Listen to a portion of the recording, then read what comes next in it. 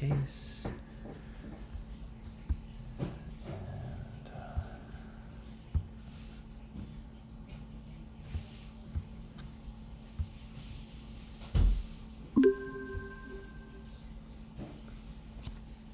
Okay, Bismillah.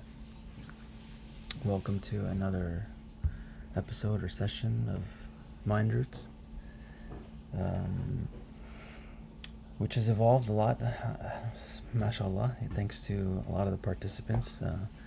If you are listening for the first time, generally we just try and record good conversations about language. And in these sessions we talk about the 99 names, and this is, I think, our 14th session. Alhamdulillah.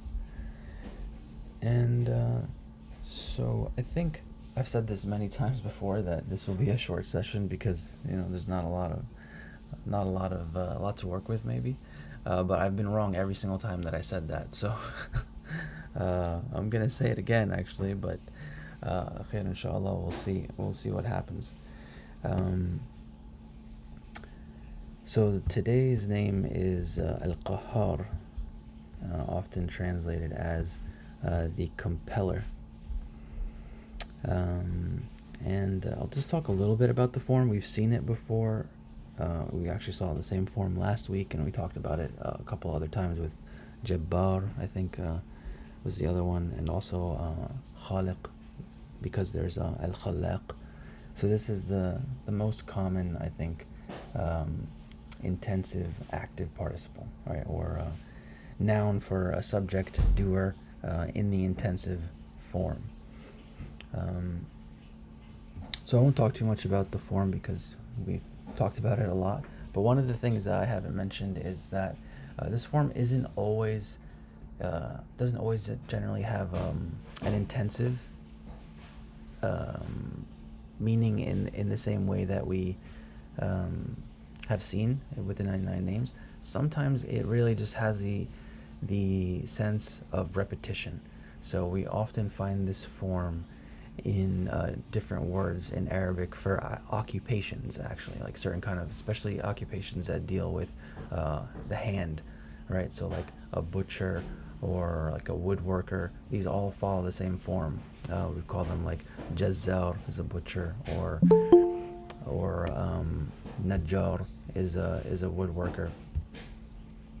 So that form of fa'al, generally intensive, but sometimes it just has the implication of repetition, right? Just doing something over and over again, right? Because a butcher, every day he's doing the same thing. A woodworker every day is working with wood. So that's one of the features of this form and the Arabic language. I mentioned also a couple of times about how you find some forms in some roots, but not all forms, right? So like, for example, when we did Ar-Rahman Ar-Rahim, that root does not have this form. It does not have this fa'al form, but it does have other intensive forms. It has fa'lan and fa'il, right? So Rahman and Rahim are both intensive forms of Rahim, which just means like generally a general, it's just a general noun for somebody who is merciful. So in this root we have Qahir, which is also used to describe Allah, and I think that's in the Quran. I think this root appears in the Quran a total of like 10 times, something like that. And Qahir appears, I think, about 2 or 3 times, where Qahhar, the intensive form, appears about 6 times, 5 or 6 times.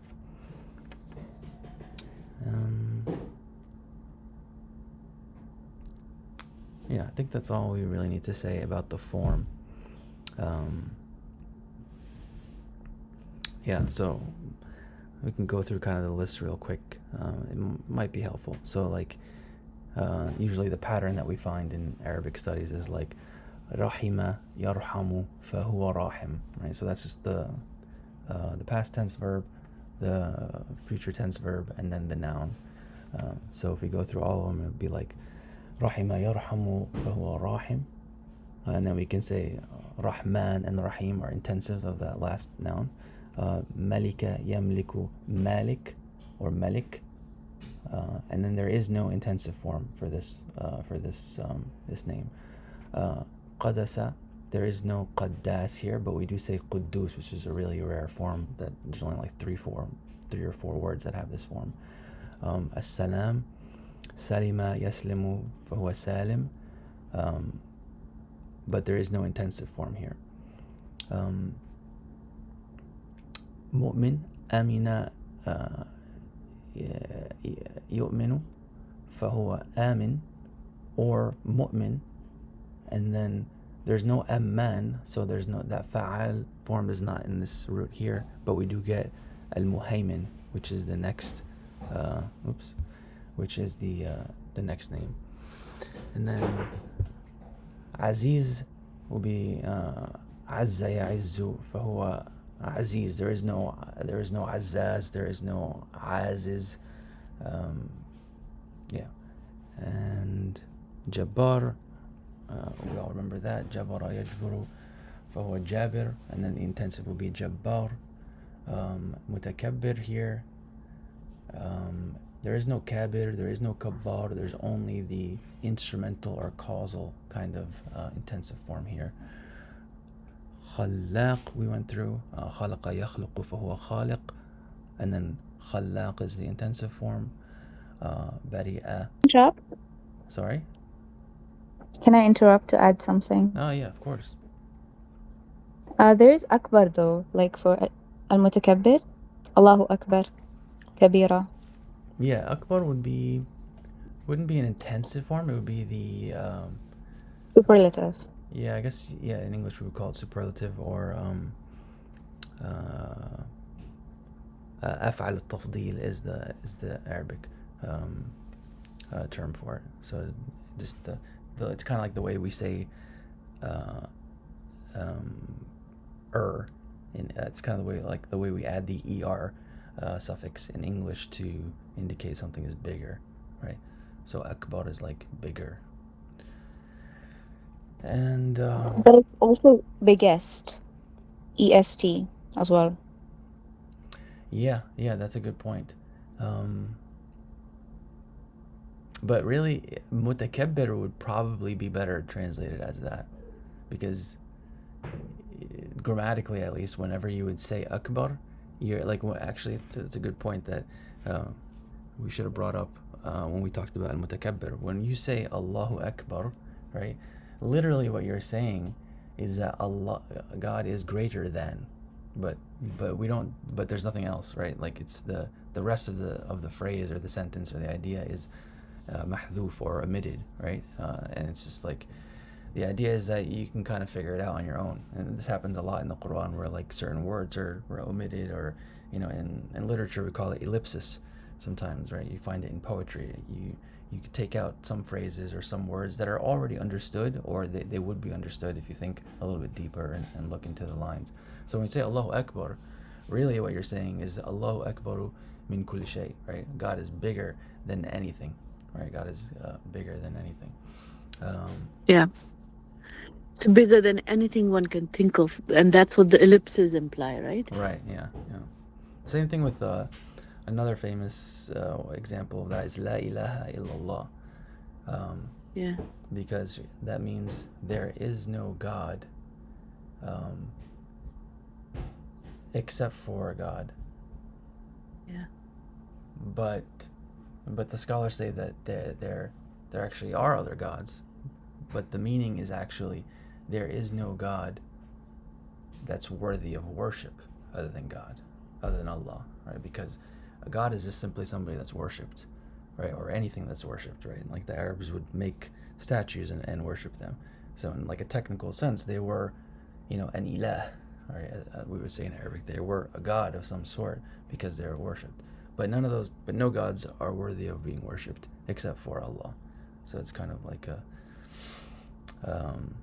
ellipsis is, one of the most powerful things that you find in language. So back to just the intensive forms. So So qahar, ghaffar, also has the base active participle form. So we say ghafir and we say qahir. And the famous line that you find in the Quran a couple of times is وَهُوَ الْقَاهِرُ فَوْقَ عِبَادِي. Right, and he is the qahir. We'll get into the meaning of that, but generally like the dominant one or the overpowering one over his slaves or his creation. Cool. I think that's all we can really say about the form. I'm sure there's much more we can say. I'm gonna try and make a table that shows all the different forms and which ones of the 99 names, which ones of the 99 names have which forms and which ones don't. Because it's kind of interesting. I think I mentioned this last week, but maybe I didn't say it that well. But like for example, for al-musawwir, right? We said that there is only the intensive form. There is no regular form, and to me that kind of has the implication that the idea of taswir, or the idea of forming something or fashioning something, right? We use a lot of different words to describe the meaning of this word. One of the simplest translations is photographer, right? Musawwir is, al-musawwir is the name of God, but musawwir just on its own without the article, it's not an epithet, it's just a noun that means a photographer. So the fact that there is no simple form, right, it kind of to me implies that there is no simple way to fashion, right? It's necessarily an intensive act in a kind of way, right? Because I guess that's a little abstract. I don't know if that makes sense to anybody, but maybe if I share a chart or a table with which forms have all the intensive forms and which roots have which forms and are missing some forms. It's a little bit interesting. But It is super interesting. In the last class, Siddhi, you had mentioned something about the active participle of the musawwir form. yeah, so there's only an intensive, right? So there is no basic form, right? So the way we say Rahman, that's the intensive form, but we also Mm-hmm. have the base. Rahim. We also have Rahim, the base form. Yeah. Right? Qahir, you have Yeah. that's the base form, but then you have Qahar. But for Musawwir, you only have Musawwir. There's no Sawir Yeah. or Sawwar. Sawir. Yeah. Yeah. Wow. Yeah. So I think you're absolutely right that there is no simple base form for this intensely creative, like this, of course, but then we have khalaq and khaliq.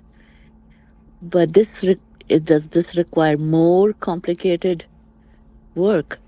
Yeah, I think so. Another example, I think I was talking with Zinira about this, is the word for the verb for Arabic in the word for Arabic for speaking. So that's kallama, right? In the Quran, Mm-hmm. Allah says kallama Musa taklima, right? So he actually Mm-hmm. spoke to, which is a unique verb or a unique word that's used to describe Allah's speech that isn't found, with any other prophet. There's only the intensive form, right? We only say kallama, if I say I spoke to my mom, right? I would say kallamtu, right? There is never a simple form, right? There's never a kalimtu, my mom or something like that. You can only say kallama. So if you're familiar with the 9 or 10 verb forms in Arabic, fa'ala, fa'ala, etc. Number 1 is the base form, right? So it's usually just very simple, khalaqa, fa'ala. But for speaking, there is no number 1. There is no base morphological verb form. It's only the intensive that exists for that root. And that happens with a couple of other roots, but to me, again, it has the kind of signification or implication that speaking is never a simple second nature. It's not an instinctual thing, right? It's not like a simple act of human cognition, right? It's always an intensive act. You always have to kind of engage yourself in an intensive way to speak, right? To express yourself. That's kind of how I interpret it anyway. I've never heard anybody talk about morphological, morphology as paralleling cognition or cognitive faculties, but that's really what I love to research. I was also wondering, is it the same for حدث حدث. فلان عن فلان? It's also, I guess, not in the base form. I mean, sorry, whatever. So actually, You know what I mean? that's an interesting example, right? So there is a base form for that root, but it doesn't mean to speak. It means for something to have happened. So like you would say like hadatha, right? That's the base form. Oh, wow, Yeah, subhanallah. yeah. Mm-hmm. That's really interesting. I never thought about So that. do you think that's suggesting that, like a manifestation sort of thing, that like speaking is a kind of happening or making things happen just because, I mean, it's not, I know it's not in the making causative form of the verb, but it's also like it's an happening, or like, I guess hadith is also like, for hawadith, accidents, Yeah, events. like philosophically, I mean, philosophical accidents, as in things that don't necessarily need to be existing. That kind of accident, not like wajib, hadith as in the opposite of wajib, for instance. Yeah. Wajib isn't wajib al-wujud, like, things that need to necessarily happen. But then hadith are like things like accidents, they don't necessarily need to happen. But then if you take that, then speaking is like we kind of make things happen by speaking as well. Exactly. Yeah, exactly. Yeah, I think you said it really quickly, but if anyone didn't pick up on it, one of the meanings of that root, hadatha, hadith, is an accident. Like you'd say, Egyptians, we don't say tha, we say sa, so we say hadsa, right? Like if, if we saw an accident, like a car accident or something like that. So it's interesting. So we say that we use that in Urdu as well. Oh, really? Haditha is an accident. Oh, Yeah. really? Oh, wow. Yeah. MashaAllah. I'm always learning Urdu in these sessions. But just to continue Zinira's point, I think, yeah, like human expression is I think we take it for granted, especially when we can't help it, right? Because like we don't know any other way of expressing ourselves really as that's as effective as language. So we kind of tend to not. It's easy to kind of just take language for granted and not think about its structure or how it's formed or how it affects our thinking. But I think we maybe mentioned this before, but if you think about creation in general, right? God created everything, and everything has like a script or a program, and everything follows its instincts or how it was created. And it can't really deviate from that. A mountain is always a mountain, rocks are always rocks, water doesn't change. I mean, some things can change state, I suppose, but that's usually with some kind of outside interference. On their own, they can't change. The only thing of creation that can change is mankind or jinn, I guess, as well. But because we have will, right? Because we can change our orientation in the cosmos or in the universe or with relation to God simply by speaking, right? Simply by using words. Because that's how we orient ourselves as human beings. So yeah, that's why I think that like speech and talking is always kind of found in the intensive form in Arabic. But I'll have to look at some more synonyms actually, see if maybe there is a simple form of speech somewhere. What about I've only heard this in Ammiya, but what about like ahki? I mean, I guess hikaya is probably used in the Quran, but I don't know if it's used in the terms of like speaking, but it's like speaking because it's a noun, right? And also I feel like haddatha is more also like it also shows us that a lot of the things that we talk about, for example, I think haddatha is used a lot in like in the what's it called, sanad, right? I think it's called sanad. The حدث. yeah, like حدثنا Yeah. فلان عن فلان أن قال رسول الله صلى الله عليه Yeah, always وسلم. find it in hadith. So it's like, yeah, so it's like but it's like حدث is like, I feel like for me, because like it's connected to accident or like happening, things that happen. And I feel like a lot of what we talk about, especially if we're not very spiritually elevated, which is most of us, is just things that happen. Like we discuss events, you know, we're like, oh, this happened. Most of the time, our speech is about, oh, guess what happened today? So Yeah. it's like the happening and the kind of retelling, I guess, of the happening. But yeah, I'm interested about hikaya or like ahki, because like, you know, they say ahki, but I don't know. That's the base form, right? But I don't know if like that's like in Fusha, like I don't know like its etymology properly, like if it actually means speaking or if it means something else. I don't think there's an intensive form there. I mean, generally, hakia would mean to tell a story. That's just generally how it's used. We don't use it too much, like in colloquial at least. It doesn't come across. We only use it to mean story, really. Some dialects of Arabic use it more regularly to refer to speaking. Um, but that's interesting, actually. I'd never thought about that either. I forget which dialects. I think more like Levantine, Syrian. They say, Jordanian and Palestinian. yeah. I think they will say it. They will use hakia. You know, yeah. I've only known it to like Really. in the context of a story, and I think that's the original meaning. I wonder if actually fits in the Quran, that root.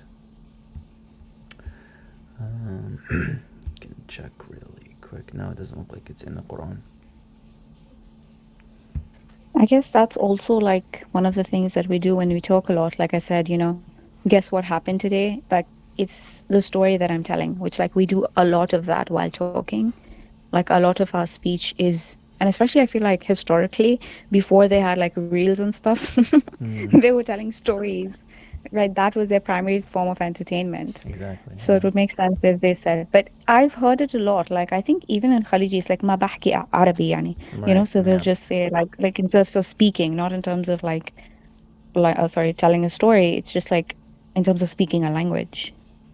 Yeah. Yeah. Definitely more Gulf thing. Egyptians definitely don't say it like that. We only say it for like stories or something like that. But yeah, it's curious. It doesn't. Yeah, it's not a very productive root. So you don't. If you can see here on the screen, doesn't have um, a lot of different derivations. Um, I guess this is the verb. Maybe not. Ahka, I guess, is another one. I feel like hikayah is in the Quran. I don't know. I don't know. I don't remember specifically, but it just feels like it is. I did just check corpus Quran.com. It could maybe be under a different root, but I don't see it anywhere. Can I say something about Hadatha again? Yeah, of course. So I was thinking about how it's actually interesting how um the whole thing of accident is like tied with speech because when you think about like the way that we communicate and just the processes of meaning making, it's actually quite improbable when we think about it that based on the fact that we all perceive things in a completely different, unique way, and the same things will mean different things to like each of us. The fact that we can say right now when we can't even see, like, you know, for example, anything like the ocean or something like that. Like we can say, I can talk about the ocean, and all of you will have like some kind of evocative like memory or some kind of sense of like knowing or being able to relate to it. And the same thing with like objects that we see in real life are like one thing, but then concepts, like abstract concepts, is like another thing entirely. It is like it's almost like a series of accidents, and like you know, like almost like you're kind of getting away with something. Just being able to kind of have joint meaning making in that way, and to be able to relate to the same things despite being so different. And each of us, like we all live in different parts of the world. We all have different experiences. We all have different backstories, but we can come together and talk about it. Like it almost feels like it's like a series of accidents through every sentence that is uttered, and the whole process that happens inside each of our brains, that we're able to even comprehend each other at all, and to be able to relate and to be able to add on to each other and rip off of each other. And another thing, the whole thing was like accident, like um it it almost like reminds me of like the whole concept of like timelines. Like whatever is happening, if something slightly different were to happen, or if a different decision were to be taken, it's like an RPG game where there comes a point where everything stops and then you have options, and then depending on that option, like you kind of seal into like a new timeline. So that's like really interesting to me, and the fact that that is tied with speech as well, and speech is how we kind of weave our identities, we weave our stories, our lives, and everything. Like speech almost is like the precursor for action in a way, and sometimes speech is action. So just that's just like lighting up my brain right now. Yeah, yeah, absolutely. That's a beautiful thought there. Um, I think one of the other ideas. I love how this session has turned into just uh, a deep dive into speech and talking and ideas about that. But the idea of newness is, I think, is also kind of inherent. I think that one of the words, I think hadith can actually mean like new or like something novel or. Um, I think that's also like where the idea of accident kind of comes from. That's right. It's the idea is like, I think, something that's like happening like right now, right, or something that's like the nowness of something is kind of captured in that root for me. Like Can glitch I in the add something? matrix. Yeah, of course. So Maham said something. I think Maham, you said how our identity is weaved. I was looking at hikaya, and guess what? One of the root meanings of hikaya is hikaya means anecdote, fiction, narration, Mm. recounting, reporting, storytelling. Mm-hmm. One of the meanings of it means yarn. Pitch a yarn Oh wow. to yarn. Oh, Rawa hikaya means yarn, yarns, yarned, yarning as a verb. So there's oh that. wow. And then there's also, I was thinking about what you just said now, Omar, about something new. That's in the hadith. كل محدثة بدعة. Right. Yeah. So it's like something new. And there was something else, but it's escaped me now. Never mind. Where did you find that on? Did you find it in Minders or somewhere else? Because this is a very. المعاني. Sorry. المعاني. المعاني. Oh, man. Just the Okay. English المعاني. Right. Right. Yeah. Yeah, that's actually interesting, or kind of cross-linguistic actually, because the same thing kind of happens, I think, in English with the word text. I think it's text. Maybe it's another word, but there's the same metaphor of like weaving, right? Like a textile. I think text and textile are related. They both have to do with like cloth or weaving or something like that. But yeah, I think it's a beautiful metaphor for text and literature and writing and speech, because like, when you're telling a story or when you're writing something, you literally are like weaving, like a sweater or a blanket or something like that. It requires, probably the same amount of, focus or intensity or, cognitive capacity. And since we're talking about stories, And even skill. sorry, and skill. Yeah, exactly. Yeah. And even skill. All right. Yeah. Yeah. My favorite route actually for storytelling is qissa, and that's I was actually just looking that up. yeah, and that's actually in the Quran. And the reason that I love it so much is because the base meaning of that is to cut, right? And so the idea is that like when you're telling a story, you're literally, you got to cut things up, right? I mean, if anyone's done any kind of editing or like video editing, even like photo editing, right? Whatever it is, like any kind of, or even revision, or even if you're writing poetry, right? Like you're cutting things up, right? You're cutting it up, putting it together, stitching it together. Like we literally say stitch, right? Like stitch incoming, on all the reels and stuff like that, right? Because you cut and paste, and yeah, I always found that a beautiful metaphor And for today you story. used another different word for the butcher, but in Urdu, the Arabic word we use is kasab. Qassab. So, Mm. yeah, when you had first mentioned that kassa means cutting up into pieces, I thought that maybe that is why the kasab with the kaf with the two dots on it and the swad that is cutting it up. MashaAllah, yeah, that's really cool. Yeah, part of my research I don't know if actually. it's the electrical thing, but we like down here in the south we call it kasai. So like all sod, alif, and then like a yeah. Sorry, say that again. You cut out a little bit. I'm saying in down south we call that like kasai. So it's like the same spelling, then at the end it's instead of it's a yeah. But same first two letters. Yeah. Yeah, yeah. Yeah, so another part of my research is looking into how historically the roots actually came about, or like part of it is kind of like origin of language. That's kind of part of the research, but that's very very bold and broad target. But some of the working theory that some people have is that Arabic or Semitic languages in general started out with roots that were just two letters, right? They were just biliteral or binary roots. And then as the language developed, they would add another letter to expand the meaning. So that's a good example of like qasada in Arabic actually means to intend, I think, but it might have some other meanings. Like it's in the Quran as well, like qasdu sabil, right? Like I think that means like the path of the way, or like the direction of a pathway.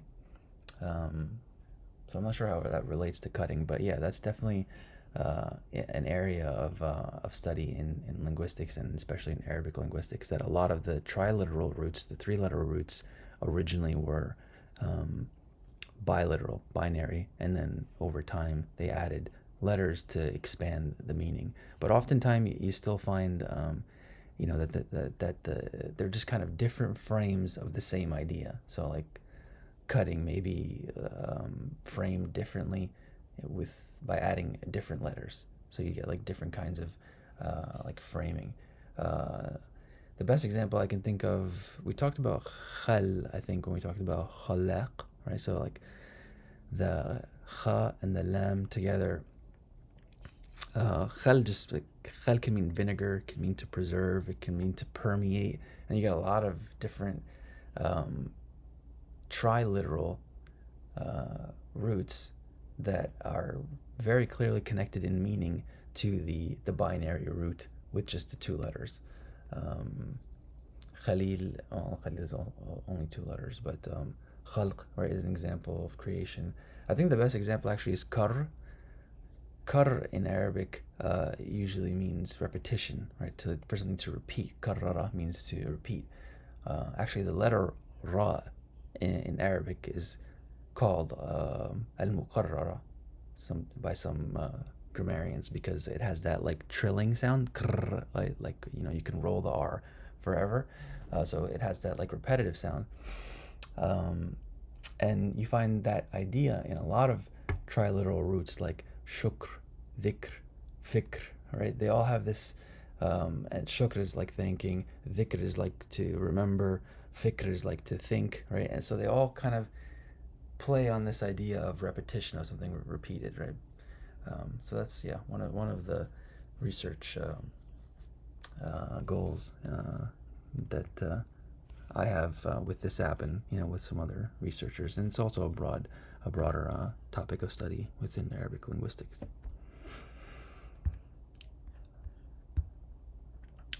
Okay, so should we get back to qahar? Anybody have any other thoughts? I had something to add. Yeah, of course, please. So qasab is definitely butcher in Arabic.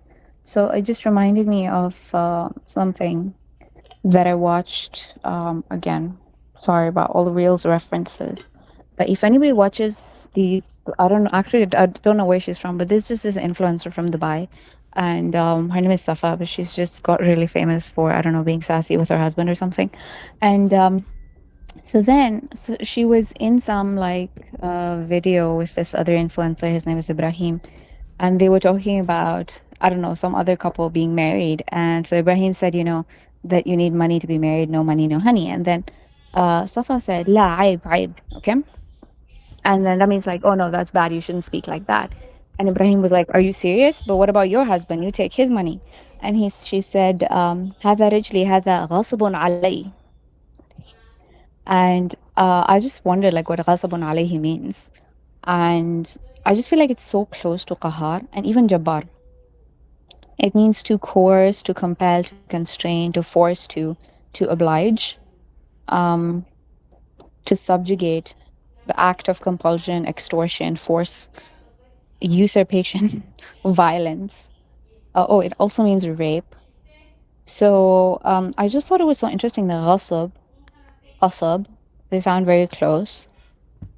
And yeah, it's just something about So there's that, but I was also thinking about another word which is qata, right? Which actually means cut. And because that's actually in one of the lists, Omar, that I made for, our list of opposites, words that are their own opposites. So one of the words that derives from that is a qatan, and it could mean both things. It could mean absolutely, like definitely, but it could also mean like absolutely not, depending on certain ways that you use it. So I was wondering like what that has to do with cutting. And I don't know if it's just like cutting things out. Like I don't know, like I'm thinking like like metaphysically almost, like cutting it out as an option. So that it's like, oh no, that no way. Like qat'iyan, like this isn't possible. Like absolutely not. I mean, we say it in our Urdu as well, qat'i taur per. But yeah, so there's that. But then I was also thinking of qassa, right? Because you said like it requires cutting things out, but it's also like, I'm sorry, my brain is, I don't know, it's just not working today, subhanallah. I forgot what I was going to say, but anyway, so it says in the Quran, when Allah is talking about Ashab al-Kahf, he says, "نحن نقص عليك نبأهم بالحق." And so there's something about qissa, like story in Urdu. Like when I read qissa, like I had, a lot of like storybooks which said qissa hatim taib. It means like that's a true story. Like I just thought qissa meant true story. I mean, at least that's what my mom told me. But then there's like other words for stories. Um, but it's so interesting that Allah says نحن نقص عليك نبأهم بالحق, because a lot of times we be adding spice to stories, and things happen, and then 5 people, or let's say even 2 people, see them happen and then tell entirely different versions of the story, right? And there's something about storytelling that is so personal that like that's how like gossip and Chinese whisper, all these things, right? Like stories change when you tell them and when people hear them. And it's so interesting that Allah is saying نحن نقص عليك نبأهم بالحق. Again, naba'a like means like happening. It reminds me also of hadatha. I feel like they're synonyms. So that's another like way that happenings or accidents are connected to storytelling. But Allah is saying, actually, I'm narrating to you the story of what happened to them, bilhaq, with like truth and reality. And that's so interesting because like only God, like stories are stories, right? If you think about them, they're actually narratives. They're not the reality of what happened.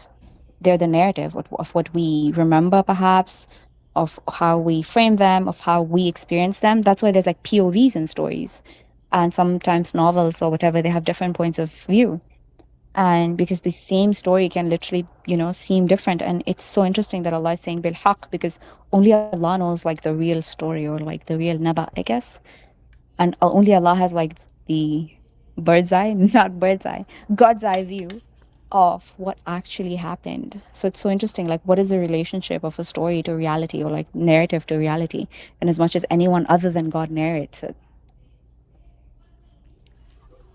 That actually, that's interesting to me that you said that your mom told you about Qissa being like a true story. For me, I think the way I understand it, Qissa is like the one that you kind of add a little bit of spice to and you kind of embellish a little bit, but not to be like untruthful, but just to kind of add like a little bit of oomph to the way that you tell the story. And for me, like the more kind of reportage like version of like storytelling of like really reporting facts is in Urdu like is waqia. And so it's like ye waqia hua, or like this waqia happened or something. And so like that is like the one that's like you're kind of expecting to be told to you in a way that's like more straight to the facts and everything. And it's interesting how you mentioned naba, like naba al like naba is like, I think it's like news. So like we're going to narrate to you, like we're going to narrate to you like as a story, like their news with truth. And that's so interesting because it's like it's almost like Allah is like, this is a fact of what happened.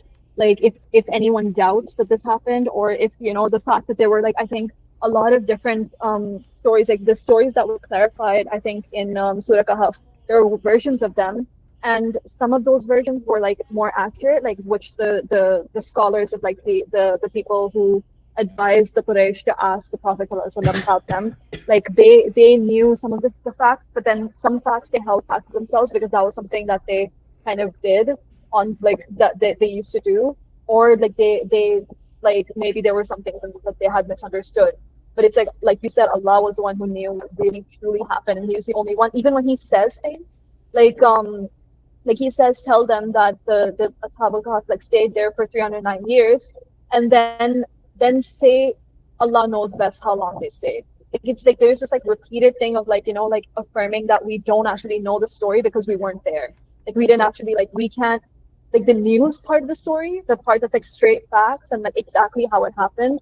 Only Allah knows, and Allah then demonstrates how He's the one that knows it to the point where He tells like the intimacies of like their content of their conversations and the way that they wondered at something and the exact like words and intonations and stuff of what they said and how they said it, the nuance and like the way that they were expressing themselves, and even like what they were thinking and what they were feeling and stuff. Like He's the one. He's like, I'm the one that knows. I'm the one that can tell you with truth. I'm the one that can relate this to you with truth like nobody else can.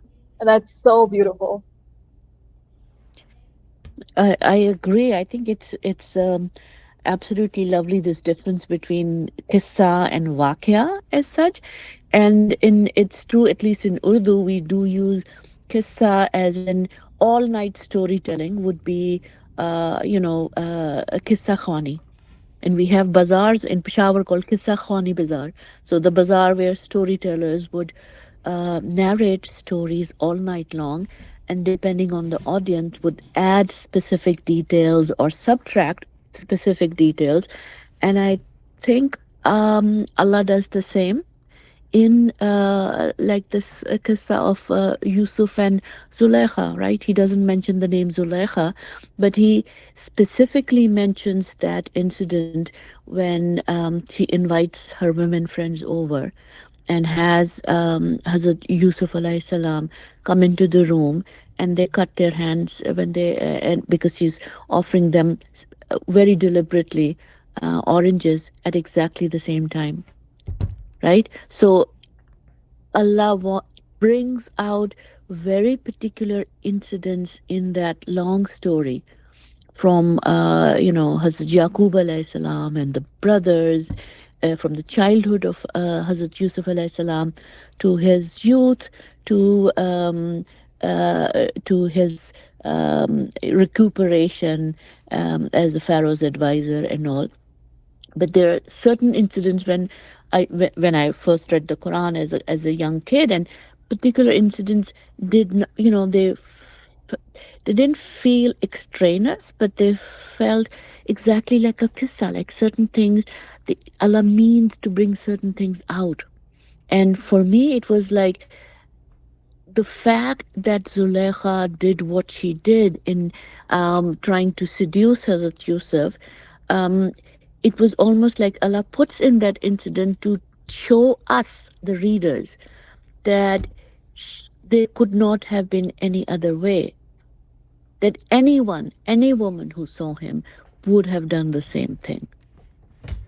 Right? And he doesn't say it out like that, but he, through that incident, just the way Zulekha proves it to her friends, Allah proves it to us, that that woman, don't judge her harshly. Does that make sense? So in a way, it is, and it's not the full hug, because if we read the story in Jami and in the Israeli narratives, the Israeliyat, it's the name Zulaikha and her youth in some other kingdom in North Africa and her dreams, and there's so much more in that story that is not mentioned in the Quran, obviously, because its Quran is not only about Hazrat Yusuf and Zulaikha. But Allah picks out particular details to make a certain point, and that is the haq. That is the haq of the story on us. Remember, and I think it was in the Fusus class that with Dr. Ali Hussain that we uh, mentioned the relationship of Allah's name Haq, Al Haq, to the Hukukul Insani, human rights, and what is the relationship between that Haq and Allah, Al Haq. I don't know whether I'm making any sense or not. No, mashallah, that's is really it's a lot, but I think the best way, I think, maybe to tie it all in, um, Well, two things. First, if we go back to qasas, you can see here, or qissa, right? You can see here on the Corpus Quran website that one of the words that also we find in the Quran and that is in this root is qisas. And qisas is legal retribution, right? So it's like eye for an eye kind of thing, right? So like there's certain laws in Islam about like, you know, how to handle that. But I think it ties in well to you know, what everybody was saying about stories, and especially how stories in the Quran are tailored to you know, tailored for certain objectives or certain goals or certain themes, right?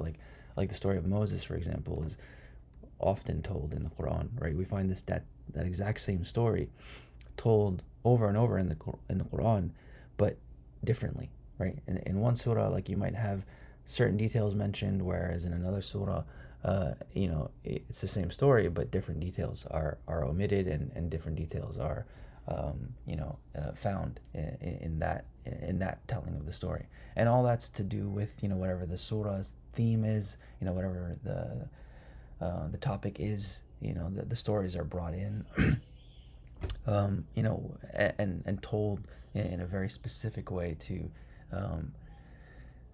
relay a very specific meaning, right? Storytelling is you know, is an art, but it's also a little bit of a science, really. Especially if you do any like if you study any literature or literary theory, but you know, you don't have to go that far. You know, like a poem, for example, right? Like it has meter, it has, you know, especially older poetry. It's very structured. So I think all that is kind of captured in the idea, in that root, right? That qaf, sad. The other thing I was thinking about was the qaf sound, which is very unique to Arabic. And I think it also ties in everything, or a lot of what everybody was saying, because qaf to me, I think I've seen some studies which show that how like the orthography, right, the letter, like the way you write the letter itself, came from the image of a skull. I don't know how true that is or not. It kind of makes sense to me. The qaf sound, and I think you can even really hear it, you know, just in the sound, right? It's like it's a heavy kind of earthy sound, I want to say. And to me, it just kind of like, it has the sense of like that which is closest to physical reality, right? That's kind of like how I like that qaf sound kind of sounds to me, and especially, you know, across the different words that we find in Arabic, and I think that ties, you know, to what we're saying about story, or qissa, right, as being different from other words in Arabic for story, because it's like it's not necessarily it's not like the most accurate. I don't know if we came up with a different, like hadith maybe is probably a better word for like, you know, a narrative or a retelling of something with the goal of like getting all the details and being accurate. But qissa is more like, you know, it's more like an art. It's more like you know, like you're building something, you know, for a specific goal. And that qaf sound to me really kind of brings that home for me, right? Because it's like, you know, it's a story that is the closest to, you know, physical reality as you can possibly get it. Yeah. There's a deliberateness in that Exactly. Deliberate is a beautiful word. Yeah. right? Yeah. Hikaya usually is associated with like fabricated or like fairy tales and stuff like that, in Arabic at least, in like colloquial Yeah. Arabic. Yeah. So all of these words, fabricated, tailoring, and cutting, right? And even with the act of butchering, because butchering, we use it in English as, you know, somebody butchered something, as in somebody Oh. spoiled it, but that is not true at all. I've heard a very an excellent program on NPR once of an interview of a butcher, how it's an art as well. how you cut the meat across the Right. grain, Yeah. with the grain, what part of the, the body that whatever meat comes from. It's an art. Yeah. Absolutely. It's not just aimless. So, yeah. Yeah, so tailoring, cutting, if to narrate, to offer the kissa, to make a deliberate point or multiple points. Yeah. What was the Urdu word? I'm sorry. I'm not. I think I'm not hearing it. Like the lettering, the letters. Is it qas? I thought it was qasa Qaf Sad Ba. ba. Oh, okay. Qasba. Ba. Yeah, Oh, Yeah. okay. it's not Urdu, it's definitely Arabic. Oh, really? I mean, it's Yeah, Urdu because also, it's but written bored. with that yeah, it's written with the same kaf Wow. I've never heard that word and with the before. same swad. Yeah, With kasab and kasai both, with a ba at the end. with the ba for one of them. Or is my brain going here? So qasba. I've never seen it. Let's see. No, it doesn't exist in Lane. I'll have to check other That's resources. insane. I just Googled Qassab and they showed me a bunch of butcheries near my house. So it's definitely like quite. And even Qassab. you Yeah. can Wow. see it in Al Maani, Qassab. Yeah. No, Lane doesn't have a lot of. This might be in Hans Ware, um, but it's not in Lane. Lane most of I mean Lane was written like almost 100 years ago. So he really just he focuses mostly on classical words. So that could be why it's not in here. But it's strange. I've never heard it before. You said in the Gulf area they say qassab as a butcher or just Urdu? I don't know. I just Googled Qassab and I meant to look up the meaning, but it just showed Mm. butcheries near me. Mhm. Well, that's very cool. So I think I also wanted to add something about stories. yeah, go ahead. So basically, yeah. So Huma talked about Yusuf alayhi Islam's story, and Allah talks about it, and He says, "نحن نقص عليك أحسن القصص بما أوحينا إليك هذا القرآن وإن كنت من قبله لمن الغافلين." He's saying نقص again. That's the verb. Like we're telling you the story. عليك, the most beautiful story. So I thought this was really interesting. Bima أوحينا إليك, I guess that means like of the things that have been revealed to you in this Quran. But it's so interesting that Allah is saying that He's singling this out as the most beautiful story. And you know what you said about like storytelling and speech. Like Quran is speech, right? It's the kalam Allah. It's the speech of Allah. And it's so full of stories. Like it's less full of like like the what's it called, the tone of the Quran primarily is storytelling. Like stories predominate the form of speech, I guess, that God uses. And not just that, but God is saying that out of all of that, this is the most beautiful story. And it's so interesting because at the end it says, وَإِن كُنْتَ مِنْ قَبْلِهِ لَمِنَ الْغَافِلِينَ. Before that, you were actually of those who were unaware, or maybe I don't know how to translate غافلين. I don't want to be disrespectful because it's talking about Rasulullah صلى الله عليه وسلم. It says وإن كنت يا محمد من قبل أن نوحيه إليك لمن الغافلين عن ذلك لا تعلمه ولا شيئا منه. Yeah, unaware So is it's generally saying fair translation. unaware, right? But it's so interesting that God is like pointing it out by saying that to Rasulullah صلى الله عليه وسلم, saying you are unaware of this before we told you, and this is the best story. I don't know, like it's almost important to be aware of stories, It's interesting. And Sorry, go ahead. and then it's like it's so interesting that God values stories. That's obvious from the Quran. But then not just that, but God values, I guess, the telling of the story as well in a way that is ahsan, or like hasan, or beautiful. And then on top of that, there's like value to stories because God is saying that if I hadn't told you this, or before I revealed this to you, you were unaware. And that's obviously, like not a great thing. So it's like, oh, like, it's like a gift almost to be told these stories because it's true, we were unaware, not just Rasulullah sallallahu alaihi wasallam, we were unaware, right? And then it's like for us to sit in, what's it called? So I was thinking also about like Naba. But anyway, so this, in terms of these stories, qasas, it's so interesting because like in the story of, Yusuf alayhi salam, there's so much drama. Like there's so many plot twists, and there's like sibling rivalry. There's like rags to riches trope. There's like cheating. There's like whatever, what's it called? infidelity, there's Right. him becoming, and then like there's you know, a very very tearful reunion with his family, Yeah. and then It's very there's cinematic. royalty involved. There's like royal level drama involved, and then like those are, I guess, some of the components. Like I'm sure people have done better analyses of what makes it ahsan al qasas, which I just thought is so interesting. And then there's the other thing about naba, which means like, you know, it's almost like a story of something that's gonna happen. It's like a story of the future.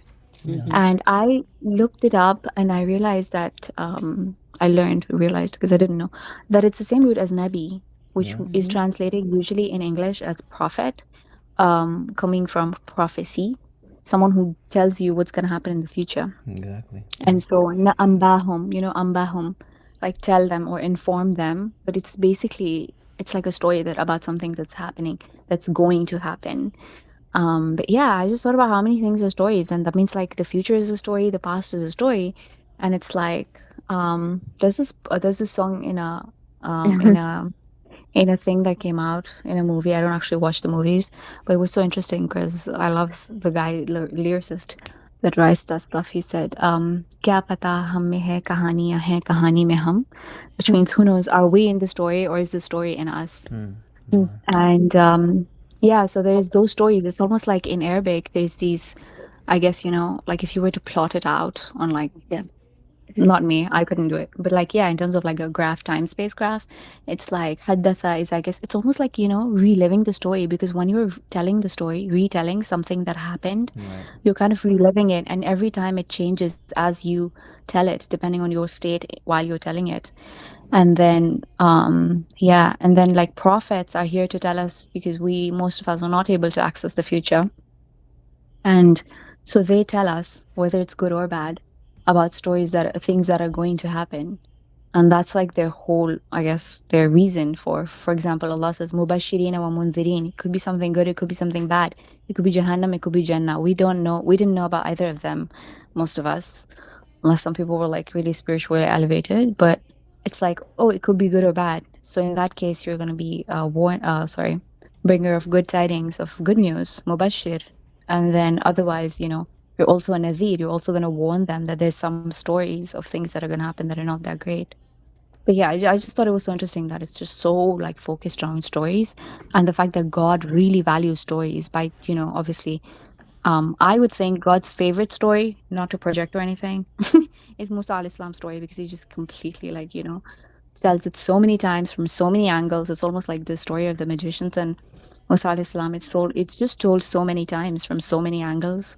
And like, yeah, like, you know, Huma said, Yusuf and Zulaikha are not the only people, but it seems like to God that Musa al Islam is a really important, I don't want to say character, because he's also present, but in terms of the story, like he's really, you know, and also like within the story, it's really interesting because I was thinking about Musa al Islam. He's like my favorite. But so he's like, you know, within the story, it's so interesting because Allah mentions his name a lot. Huma, last time, like we were talking about the inner state of Musa alayhi Islam's mother, and you had asked like if Allah also describes the inner state of Others. other men, for example. Well, Allah does describe, because my mom was As reciting Quran Musa's today, and I state, heard yeah. it. Yeah, and he says فَأَوْجَسَ فِي نَفْسِهِ خِيفَةً Musa. It's so, which means like inside himself, Musa felt fear, felt scared. And it's so interesting to me because subhanallah, like, because my main obsession is names, but it's also like I feel like stories and names are really interlinked. And like for me, the name is the story, like the names that we give people, especially like love names, like nicknames. But Musa al Islam's name is so special to God because God is telling, you know, in that, Omar, I don't know, you confirm. Does there need to be Musa in that sentence? In any, like, anyone actually say that? فَأَوْجَسَ فِي نَفْسِهِ خِيفَةً Musa. No. Like, it's just so unnecessary, right? Yeah, It's just like, and then he became scared in his nafs, Musa. But it's just like God just wants to say Musa al Islam's name so much that he's always like, Ma tilka fi yaminika ya Musa. He's just like, Ya Musa, Ya Musa, Ya Musa. God is just like constantly, repeatedly, almost unnecessarily, but like out of like an overflowing of love for his name, saying Musa, Musa, Musa a lot. So like, even though like he just said it in the previous ayah, we all know who he's talking about. But it's I just think that's the cutest thing ever. What does Musa it mean? Islam's What's the name, root? What's right? the So Musa root of? Islam's name is Musa Islam's name is very linked to his story in my perspective. My Hebrew When I studied Hebrew at university, my professor told us it's actually his actual name is Moshe, Mm-hmm. which Uh-huh. means taken out of the water. So Wow. he's named by Pharaoh's wife because she takes him out of Okay. the water. And she says, Beautiful. and then subhanallah, like, so his whole story revolves a lot around water, for example, Yeah. because سخرت البحر لموسى, the Yeah. ocean is And he like comes out of the spills water for as him. well. Like he walks Yeah, yeah, through the exactly. water as well, right? Yeah. But And then going. Yeah. Sorry. Sorry. Go ahead. Go ahead. he meets his like future wife at a watering place. And then like when he hits the stone, 12 springs of water flow out from it. So he has like a really strong correspondence or munasaba with water, and I think that's so linked to like his name. But yeah, I've spoken enough. Please let me hear what you guys have to say. Yeah, No. I just wanted to talk about the Yusuf and Zulaikha story in the terms of like the most beautiful kissa in the Quran that Allah Himself says, proclaims it as such, and I was always stunned by the circularity of the story, and it's a subtle, it's subtle circularity in some way, in a way that Quran itself is circular, like it comes back to its themes in a very beautiful, like, okay, here I set out to tell you something and I've done it. Or that this story is also about dreams, so it's about all of the things that you mentioned, sibling rivalry and rags to riches story and infidelity, etc., but it's also about the story of interpretation, and then leaving it to us to interpret the story. And that even the reference you made to whether we are in stories or stories are within us, so from God's perspective we are characters. And isn't that a beautiful that uh, hadith of our Prophet sallallahu alaihi wasallam, that when you die you actually wake up. So our life is sleep and a dream.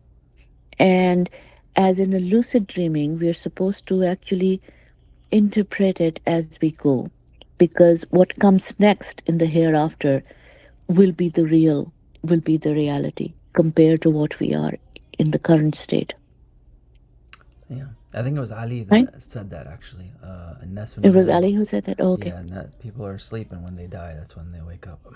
That's when they wake up. I'm pretty sure it was Ali. So, I could be wrong. yeah. And it starts in the qissa of Yusuf starts with a dream, him recounting the dream, and the end is the tabir of that dream. Those 11 um, stars and the sun and the moon bowing towards him, and at the end he's forgiving his brothers, and they come and they bow towards him in a metaphoric way. And there are dreams that the Quran has deliberately not put in there. In the larger qissa, there is dreams of Zulaikha as well. Oh wow. I don't know have people read Yusuf and Zulaikha of Jami, or even of Thomas Mann, more approachable in English, which I think is 100% based on Jami's Yusuf and Zulaikha. That Zulaikha too had dreamt about seeing this handsome man in her dreams as a young teenager, and she was a princess of some land, probably Morocco, Algeria, someplace, some principality there. And she falls in love with this guy that she sees repeatedly in her dreams. And when there's a proposal from Potiphar, they accept her nanny tells her to accept the proposal, saying that that might be the man. Hmm.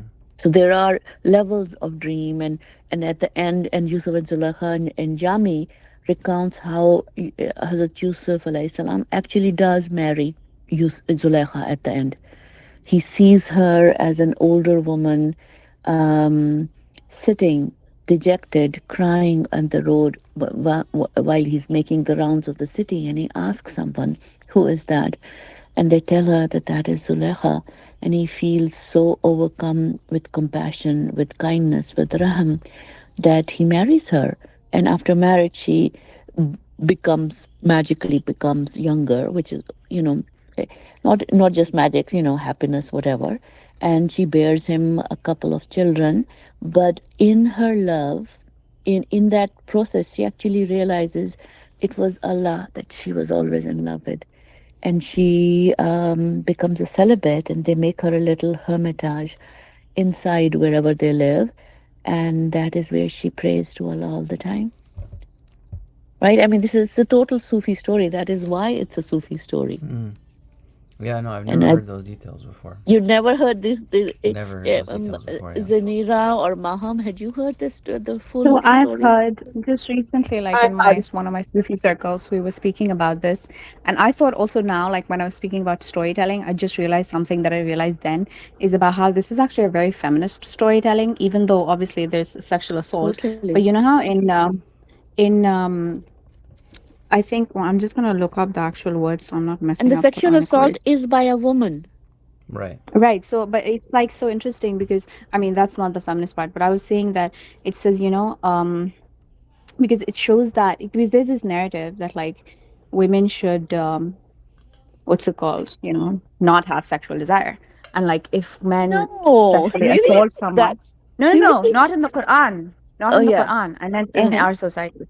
Yeah, Oh, no. yeah. Okay. But so then it's just like if a man does assault, if women, it's they try to like justify it a lot by saying, by victim Women are the blaming and initial saying that. seducers. Okay.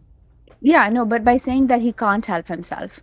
But I feel like God in the story is kind of saying that she was so in love or whatever she was in, Shagaf, Yeah. that she couldn't help herself.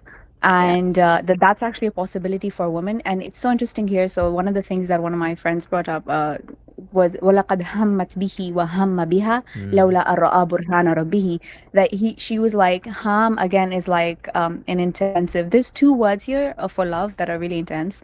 Hammat, Hama, and قد شغفها حبا. Yeah. So there's like shagaf and like it's just obsessive love and like really intense love. Right. And but it says لقد همت به, she was really in love with him, and he actually would have been either لولا, except that he saw that. But it looks like it was actually reciprocal. But then he also says that Allah نصرف عنه السوء والفحشاء, like Allah removed from him Yeah. indecency It's and like immodesty. Hmm. So it's so interesting also that to just see that like that a woman is capable of that much intensive sexual desire, and that God is not making any comments on that actually. God is just narrating it. God isn't Yeah. saying if it's good or bad, but he's saying for him to give in to that would have been bad, evil. Yeah. So we removed that from her. But yeah, I do know the story of Zuleika becoming Yeah. like almost Yeah. like Yeah. a saintly woman and like going Yeah. back to God through it. Yeah. And then Yeah. him coming back and her just being like, no, I'm not even that into you anymore. Yeah. Yeah. Yeah. But And one thing which you brought up about yeah. symbols, it's so interesting because stories, so there's also foretelling, right? Because the dream is like it's a foretelling. There's Exactly. a literary device, foreshadowing. That's one of the ways that we use in storytelling literature. And then there's symbolism. That's so interesting because the Quran is actually full of symbols, and Sufis and everybody, like, we sit and decipher those symbols. But I feel like this is where Allah himself like tells the story with the deciphered symbols and like what they mean, whether it's the cow or the birds eating the bread. All of that, like all those symbols are actually explained in the story. So it's like, I guess that's what part of what makes a good story as well, symbolism. He's literally, Allah is teaching us the art and science of interpreting dreams. Yeah. Right. And for me, the one of the more radical things about the story was even the existence and acknowledgement of female desire. I mean, remember that it took Freud the beginning of last century to acknowledge that women might have desire. Right. Until then, in the Western world, it was a big question mark: do women even have desire? Wow. Right? Or do they just desire to be desired, but they don't have initiatory desire? And this qissa completely dispels that. Yeah, subhanAllah. I've never thought about these these things before, Surah Yusuf. Yeah, thank you all very much for that. I mean, the only thing that I think you guys didn't mention is that the story of Yusuf is the only story in the Quran that's told in its entirety in one chapter. Right? In one chapter, yeah. All the other stories are kind of cut up in pieces. But Surah Yusuf is told in its entirety, which I think lends to the idea of it being the best of stories. Yeah, but of course, all of the elements of the storytelling that you guys mentioned as well.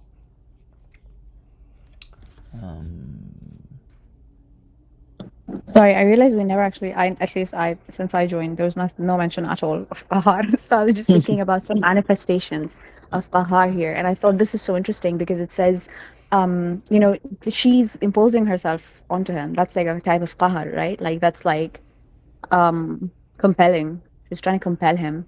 Yeah. What's the And word used? so, and then there's also like what's it called? تراود فتاها عن Turawidu, نفسه. yeah, So turawidu. yeah, that's Yeah, it's a like very interesting way of and saying seduce in Arabic.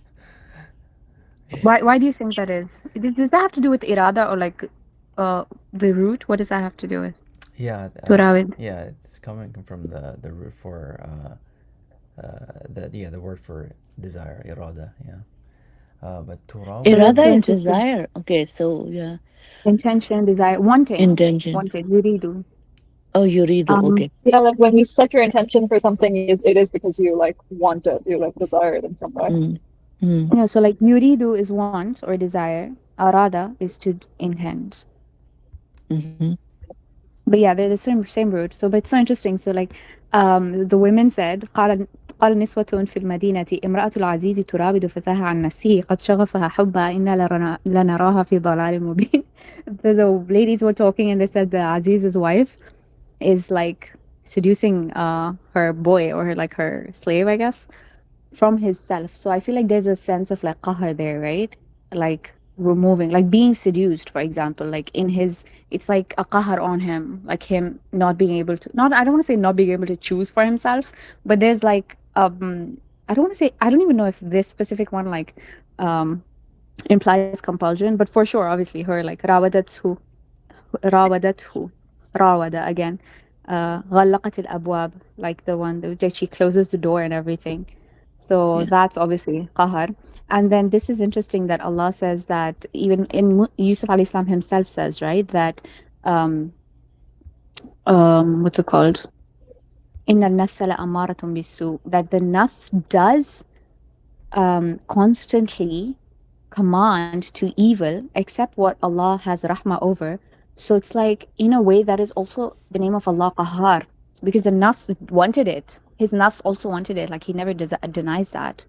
And but it's like almost wanted it, right? Like, and he almost went with what it wanted, except that God had rahmah on it and protected him. So it's almost like this is like a qahar that is a manifestation of God's rahmah, that God compelled his nafs to not go there, even though it actually desired, even though it actually commanded it. But it's God's qahar that protected. So it's like you would think it is a lot of time. Yeah, it's just like a compulsion that ends up being in his favor. It is in his favor. And but we don't like to feel it that way, right? Like I feel like there's things that we don't like to do, like fasting in the summer, especially certain countries' summers. But yeah, like it's actually a rahmah for us. Like we think it's a qahar, it's a compulsion, or it's an yeah, like it's just this thing about choice, because a lot of our choices are taken away if you think about it. Like qahar is that, right? For me, that's the way I understand it. I don't know, Omar, correct me if I'm wrong. Like if that's like the what's it called? I feel like that's part of the meaning of the root, to like have your choice taken away, to have to do something against your choice even. Yeah. Or maybe even have your choice changed by force, because I feel like only God can do that. Like it reminds me also of like Rasulullah sallallahu alaihi wasallam saying that Allah holds the hearts of people within his finger and his thumb and rotates them, yuqallib, and turns them around. I feel like that's qahar. That is like such an intimate qahar that you don't even sense it. You don't even know that God is turning you at every moment. And in the Quran, Allah says, Allah يحول بين المرء وقلبه. Allah turns, or Allah is in between a person or man and his heart.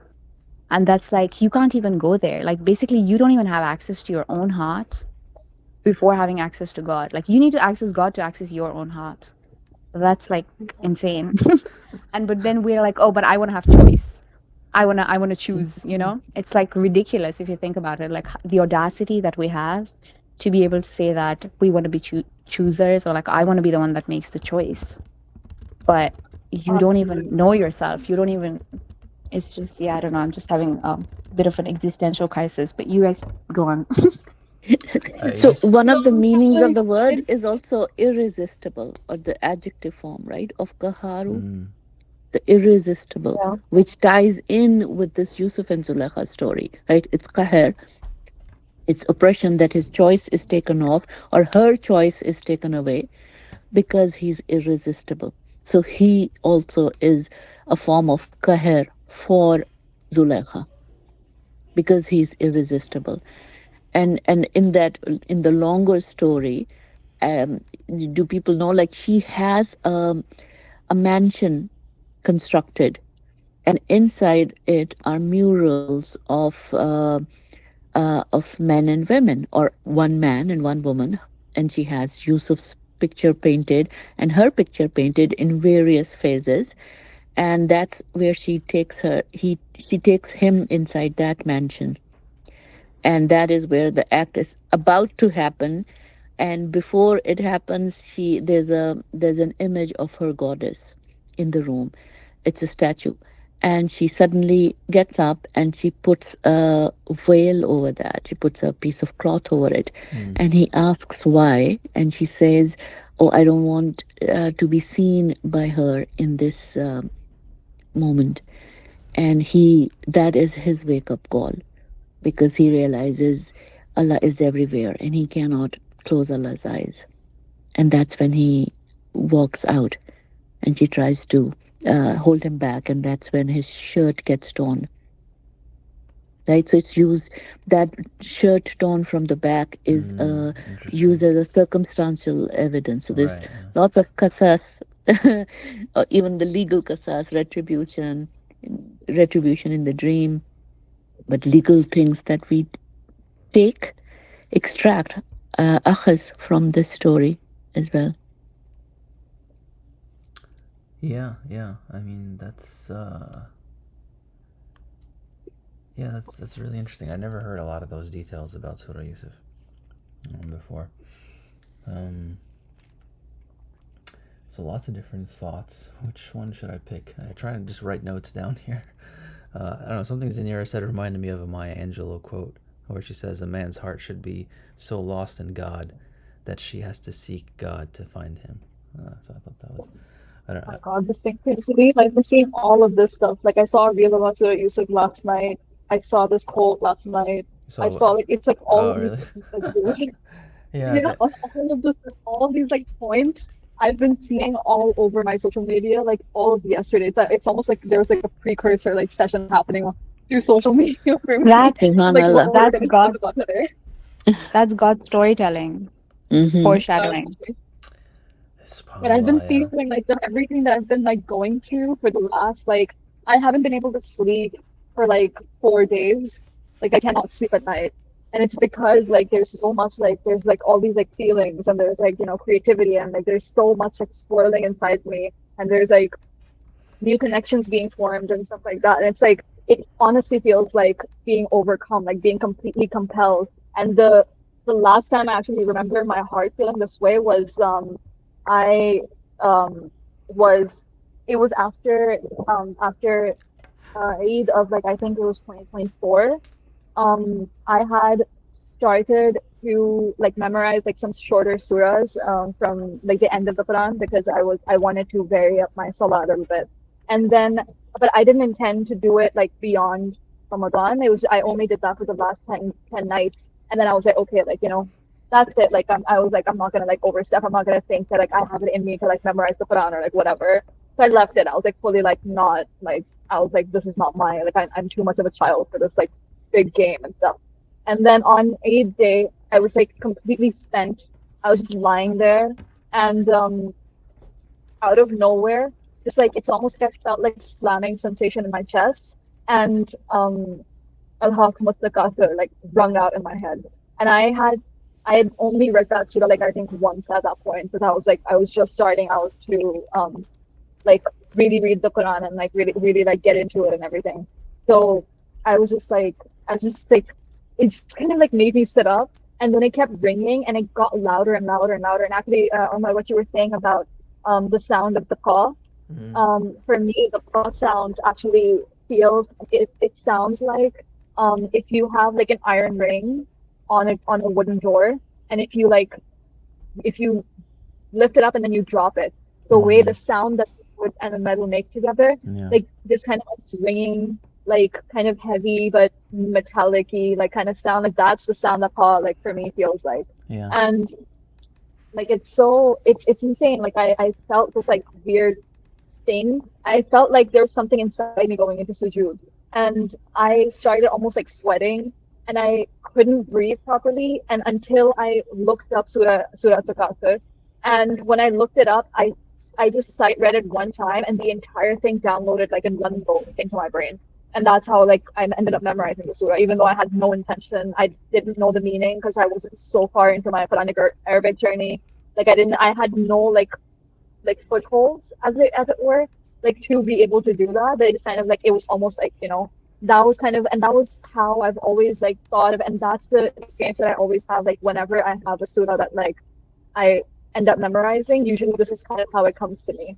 And it always feels like I always like think of the name Al-Qur'an. And also what Zanina was talking about, like with choices, like that made me laugh so much because it's true, like the choice, like the whole illusion of like free choice is so overrated because we really don't know what we're doing a lot of the times. A lot of times, like what we end up choosing for ourselves is not even like the second best, third best option. It's like actually like quite poor. Like our decision making tends to be quite like wide, especially when you compare it to like what Allah would choose for you, and if you just lay them out, like it just doesn't make any sense. Like what we choose versus what Allah chooses and what we crave and we desire versus like what Allah wants for us, especially if we do find ourselves sometimes at an odds with that kind of thing. But for me, like the whole thing, like of when Allah really puts down the law somewhere and He's like, okay, you definitely are not gonna do this thing, and you can do this, but you cannot do that.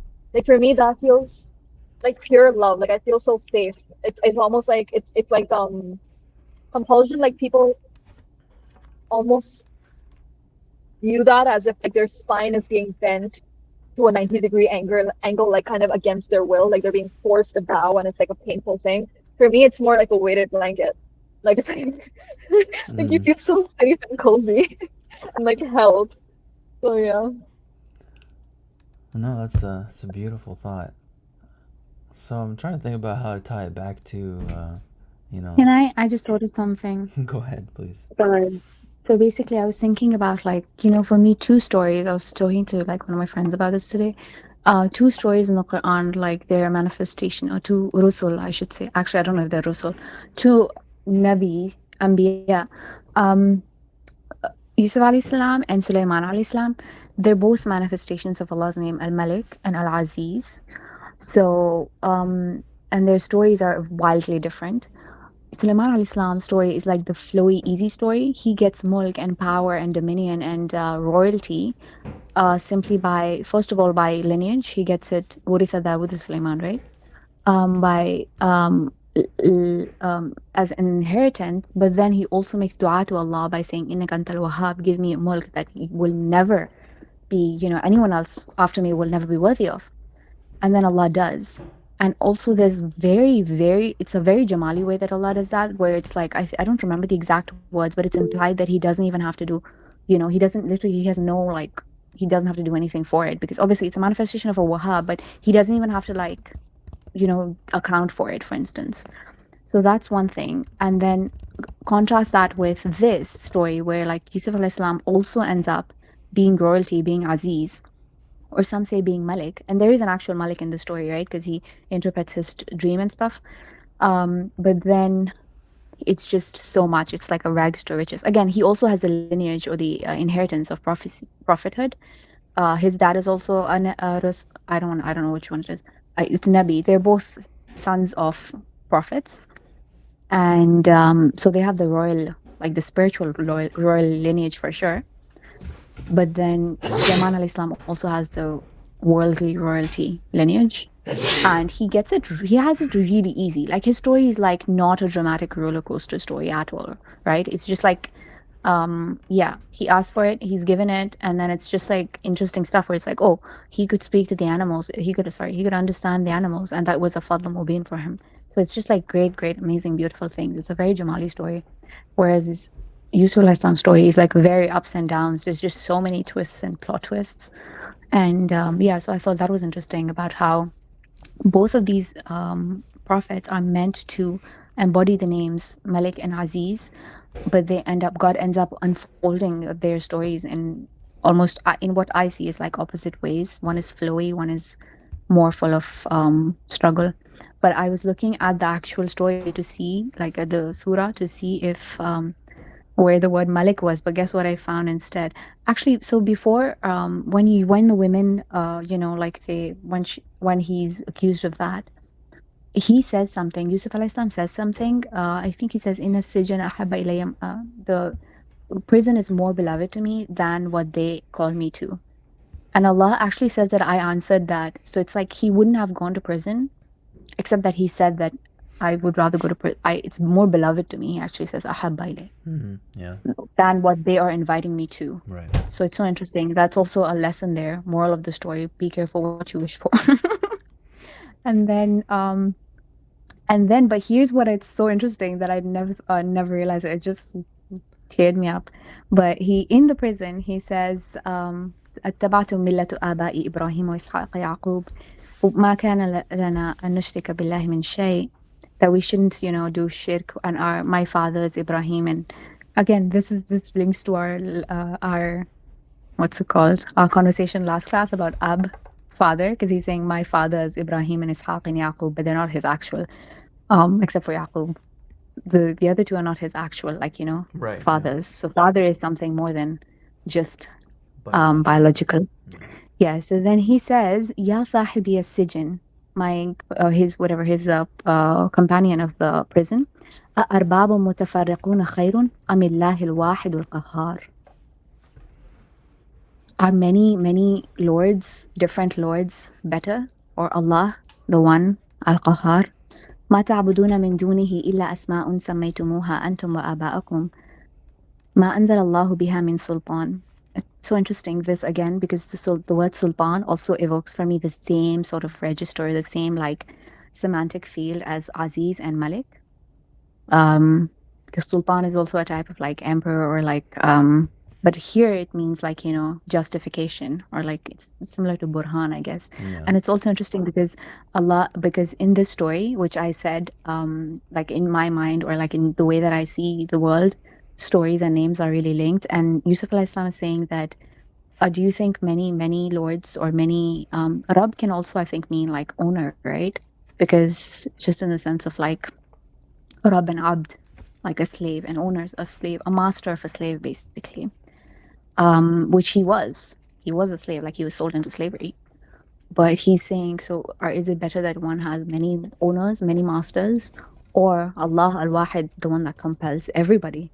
And there's like an implication there that he compels all the other arbab as well. Like they're all compelled to follow him, even if they might think that they are Rabb. And then he says, but what you are worshipping is nothing except names that you have named, you and your fathers have named, and Allah has not revealed any sultan with them. So it's interesting that Allah, like, says the word names.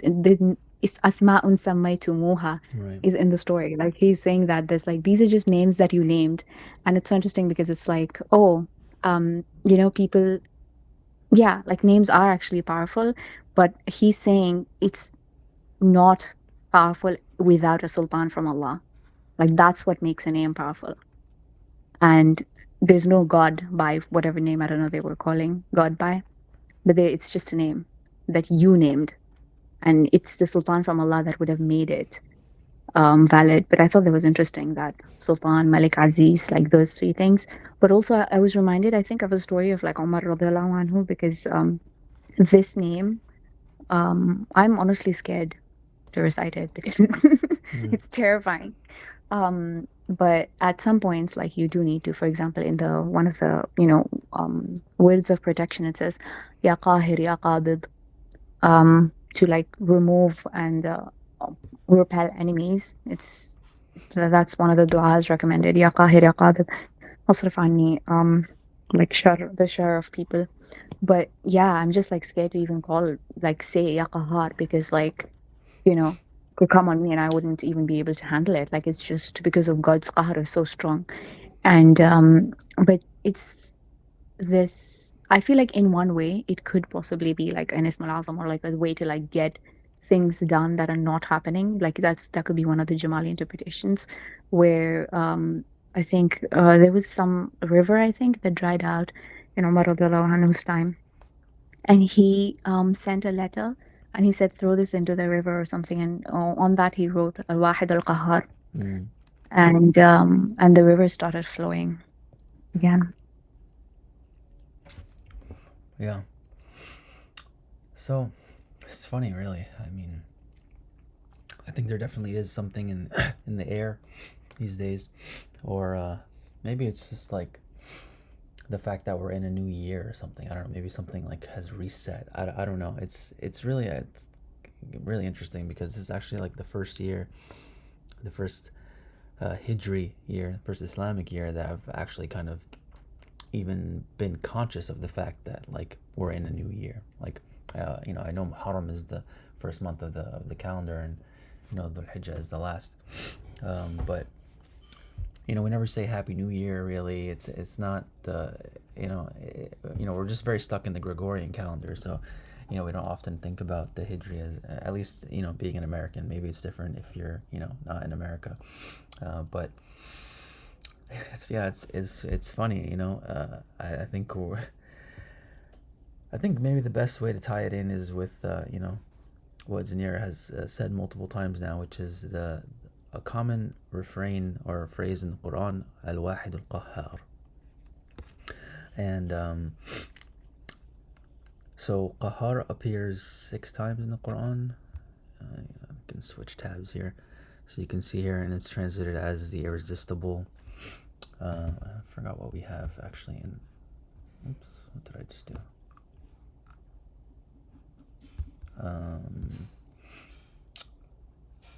Forgot what this is translated as. Let's just see here real quick. The subduer, the ever dominating. Can you guys see my screen? Did something happen? Okay, no. Yeah, so back here, so Qahar appears 6 times in the Quran, I think, right here. Qahar, Qahar, Qahar, Qahar, Qahar, Qahar. And every single time it appears in the Quran, this is the other name that appears as well, Al-Wahid. So I'm curious what your guys' thoughts on this are, but for me, I think like it really kind of drives the point home that like nothing happens except by the will of God. Everything that happens is by the compulsion of God in a lot of ways. And I think it's funny really to me, but I think today's session is a beautiful example of that. We started out, the intention was to talk about Al-Qahar, right? It was talking about this name of God, but God had other plans for us. We talked about a lot of different things, most of which didn't have anything directly to do with Al-Qahar, but yeah, God had his own plans for us, and I think that's kind of the mercy of Allah in a lot of ways, and it's something that we mentioned multiple times, right? Like the names aren't like separate aspects of God, or like separate gods, or separate, like in Islam we have a very important idea of Tawheed, or oneness of God, and so the different names are really just different sides of the same, different angles of the same. Somebody said it beautifully, I think, in the Fusus class about like angles and light. I don't remember exactly how they said it, but we're just seeing different shades maybe of the same. I mean, color of God is a weird phrase, but like It's not. It's Yeah, not though. yeah, Sibghat sibgha, Allah. sibgha. So yeah, Allah. dye. Yeah, the sibgha is more like a dye, right? So it's like a mix of colors, But right? dye is color. Yeah, yeah, but it's yeah, exactly. Yeah, so it's a color that mixes with everything. So that's kind of what I get from qahar. And personally speaking, I'm going through a pretty difficult time right now in a lot of different things, and it feels like a lot of times it feels like you want one thing and Allah wants something else for you, and it's been kind of a theme in my life really, that a lot of times bigger and better things were always in store for me, but I just needed to like let go and move on. And I'm stubborn and I don't. You know, I cling on to things and I get obsessed. So sometimes, Allah has to give me a little bit of tough love, and kind of push me, in one direction or another. So yeah, definitely feeling the name of Al Qahar recently. And I think the only other thing that I wanted to connect this to was the story that Zanir mentioned last time about Imam Ahmad and the baker. The story's in the chat, and we said it last time, so no need to retell it again. But I think it's a beautiful example of how God was being merciful to both people, right? Imam Ahmad and the baker, right? By answering the prayer of the baker and allowing him to meet Imam Ahmad, and also Allah got Imam Ahmad kicked out of a masjid, kicked out of even the porch of the masjid where he was trying to sleep in the street, pushed him through the difficult night, but it was mercy, right? He learned something from the baker. The baker got to meet Imam Ahmad, which was one of his hopes. So yeah, beautiful name, and scary name, sure, yeah, for sure, it's definitely a scary name, but I think that the beauty of it is just kind of everywhere, in everything, right? Nothing happens except by the will of God, as we know. But even deeper than that, like you don't even want anything, you don't even desire anything, unless God wants you to, unless God compels you to, unless God forces you to, in a way. Yeah, and it's like even that thing, like the fear of the name or the fear of like not having control, like it is because of like our desire to kind of control everything. Right. And it's like this name is like the ultimate trust fall, because it's like when you're doing a trust fall, like it's very easy to like throw your hands out, or it's like have something where you're like, I need like some kind of cushion to like catch me. I need like I don't like, even if I do trust the other person, or if I do trust the circumstances or whatever, it just is scary. Like the body kind of has this flinching like mechanism, and that's kind of, it's natural, it's wired into us. We're wired to survive in this world. And so it's like there's no blame on that, on us for that, but it's like Allah, it's also about Hidden Qahar is like you said, everything happens only by His will, but also it's like that He's the only one that can compel us to anything. So even sometimes, like it's like what our hearts bow to, or what we kind of, whatever we're hoping for or we're wishing for to control, or to kind of like whatever desired outcomes and everything. Like it's like sometimes we feel compelled by circumstances, or we feel compelled by need, or compelled by what have you, and then, but it's like at the end of the day, Allah is the only one that can compel. And so kind of being able to Exactly. like release from a moment and be like, instead, like I'll cross my arms over my chest and I'll just fall to Him. And like whatever, like He's the only one that can like have a real compulsion like over me. Everything else is like anxiety, or is like and that thing of like control also gives us more anxiety, because then we're like, okay, like if I'm to control this thing for myself, then it has to be perfect. I have to somehow make it perfect. Then we start thinking of all the scenarios in which it can go wrong and everything that can happen. And so like your mind just spirals, and it makes this like thing bigger and bigger. And somewhere your fitra, like your ruh knows that it doesn't actually have control over anything. And so I think that maybe lends to the anxiety of like trying to control everything by oneself. And I think that's something that like I definitely relate to a lot as well, is like just that thing of like just step out, you know, like I was reading Surah Al Imran, and there's this beautiful ayah in it that it's like, and after you've made your decision, then trust Allah. Indeed, Allah loves those who place their trust in Him.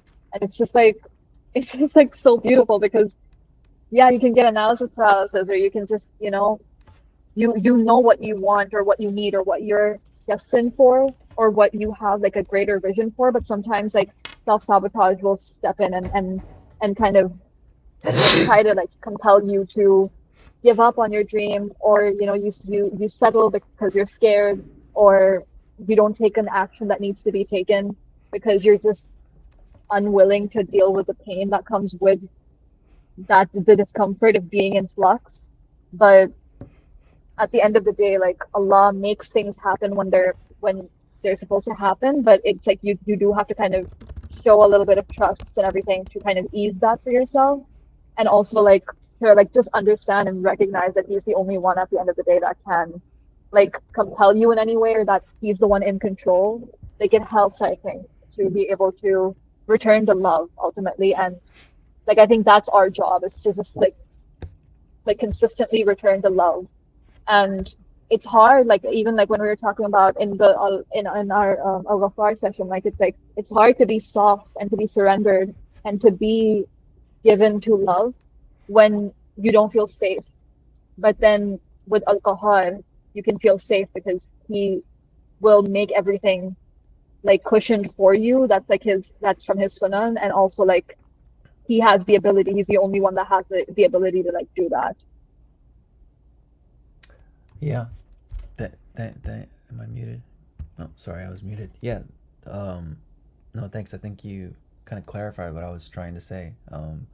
Maybe I can rephrase it into like, you know, a lot of times we think that we, and I don't know if this is exactly what's implied here. You know, maybe this needs a little bit more further study. But a lot of times we think that we are in control. Right? A lot of times we think that we are the ones that, you know, are making things happen, or we are the ones that are in control of our destiny, right? That we can convince people or compulse people, or you know, attract them or whatever it is. But like, you know, the repeated pairing of these names, right, to me kind of implies that like that all that thinking is wrong, right? Like God is the only compeller. God is the only one that's in control. You know, God is the only one that really is having any ability to compel or force something to be, or move or exist or anything like that. So yeah, mashallah, beautiful thought. Can I add something, Omar? Of course. Oh yeah. So first of all, may Allah, it'll make it easy for you. It's never easy, but you know, like when you're in a situation like that.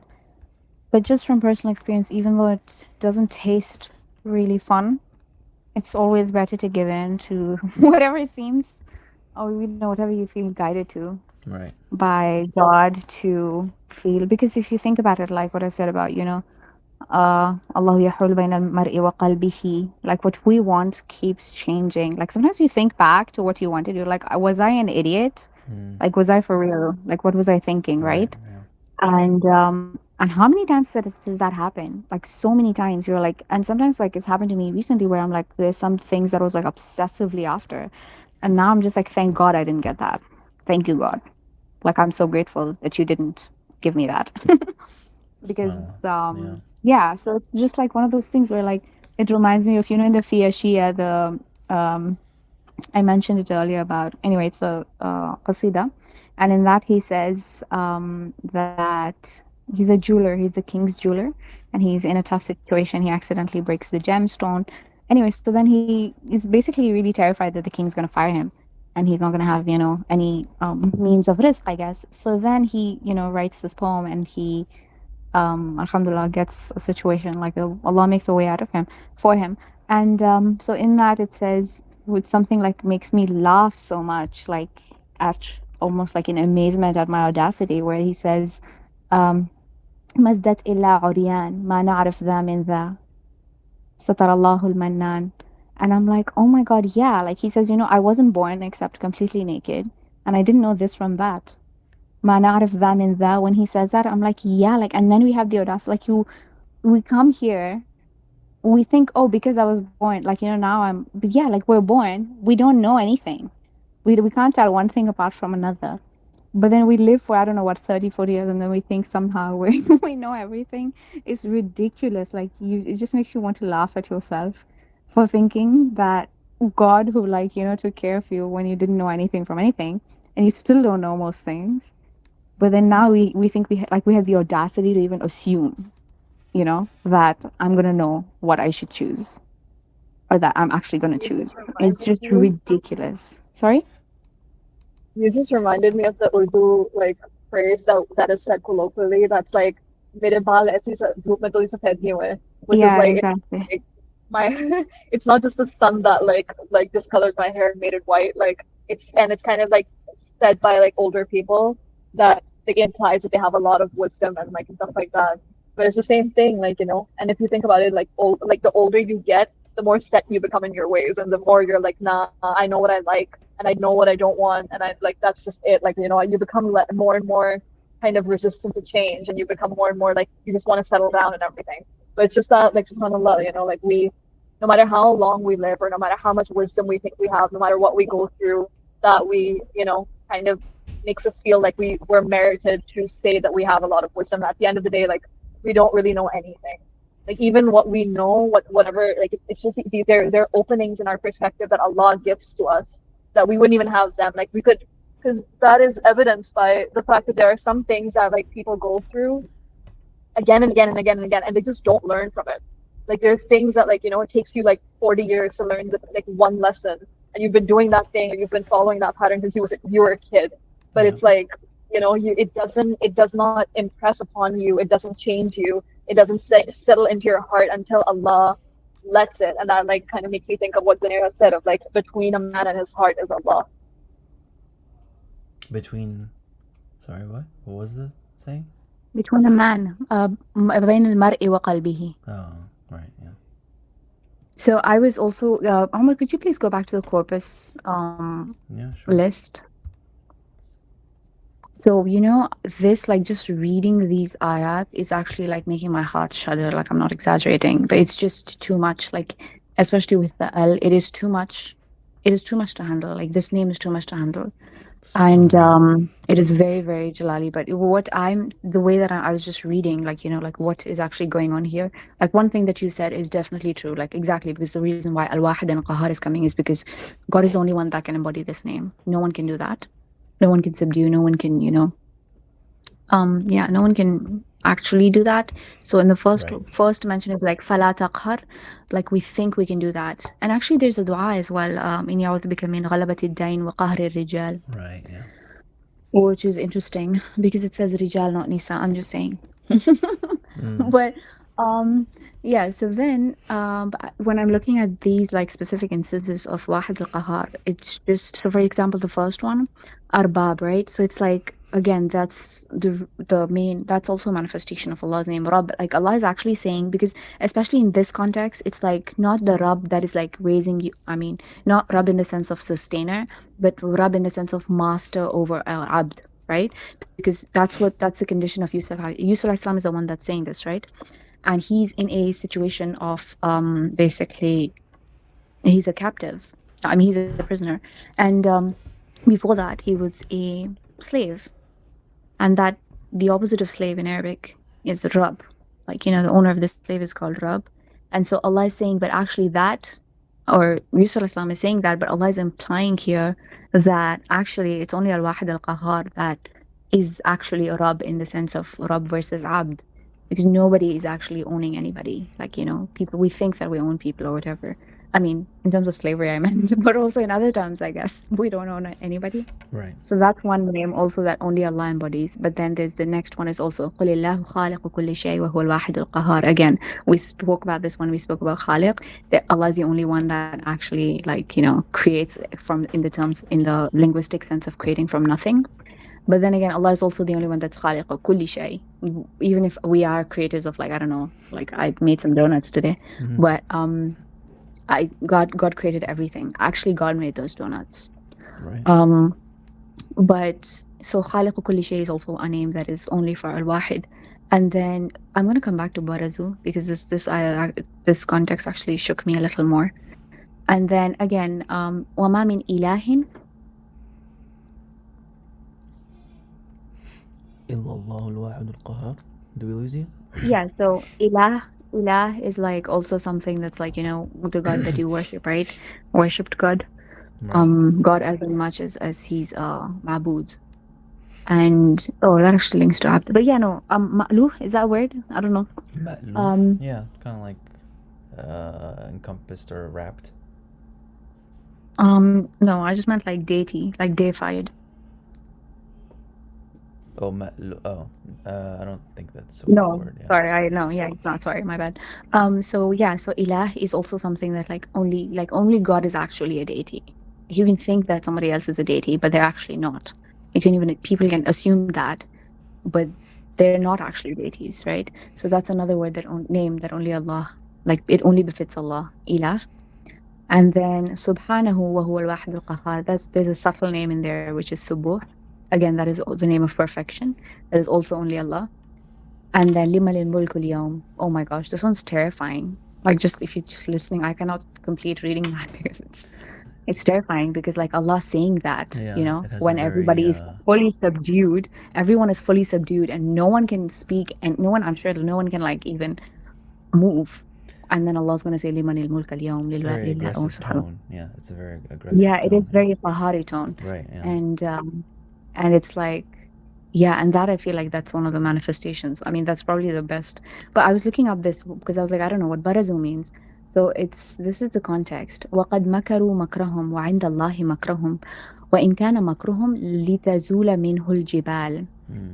So they planned out their plans or they, devised their whatever plans and Allah had their plans. But it's so interesting. I don't fully understand. You tell me, Omar, what you guys think, because like I don't know what this means. لِتَزُولَ مِنْهُ الْجِبَالِ. Even if their plan was to move mountains or like could have moved mountains, there's different translations.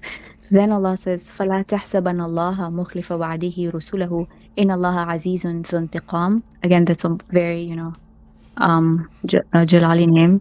يوم تبدل الأرض غير الأرض والسماوات وبرزوا لله الواحد القهار.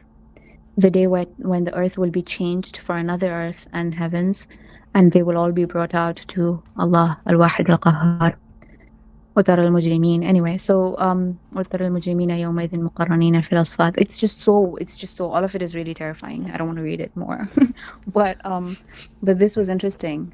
يوم تبدل الأرض غير الأرض والسماوات. That Allah is going to change the earth and with another earth and heavens. وبرزوا لله. And nobody can do that.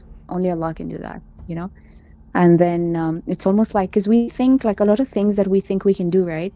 They kind of linked to the earth, like in our existence here, right? They're linked to us being in this universe and following, I guess, I don't want to say following, but whatever, using the laws or principles or whatever we use to exist in this universe. But Allah is saying, I'm actually going to replace the entire thing. It's like a whole, I don't know, setup change. Yeah. And then what are you going to do? And you can't do anything because Allah is Qahar. Right, yeah. No, mashallah, thanks for that. What was I just gonna say? I think I lost it. But yeah, to answer your question about وما كان مكرهم لتزول منه الجبال. Yeah, it's a tough phrase to translate, and there's different interpretations of it.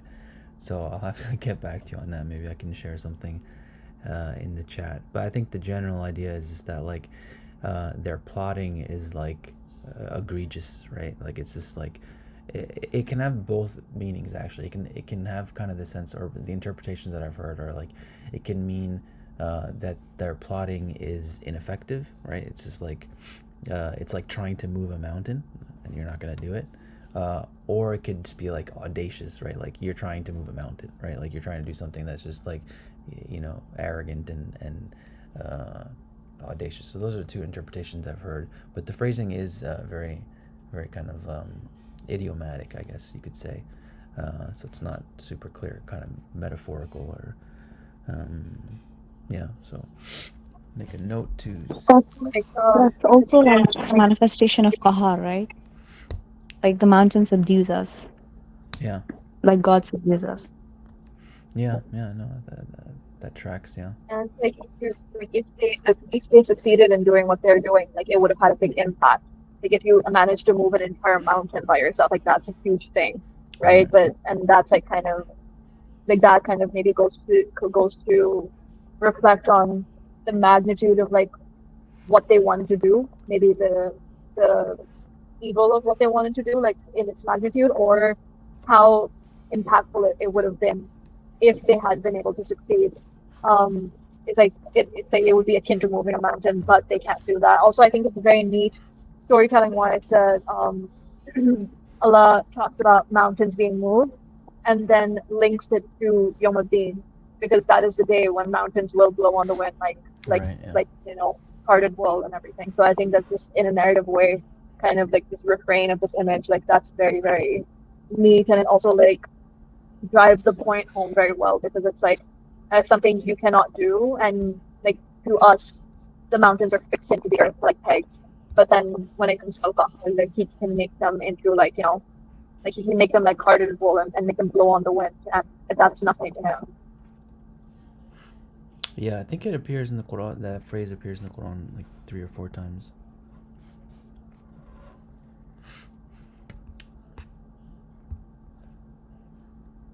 I just noticed something. Can you go back to the qahar page? Yeah.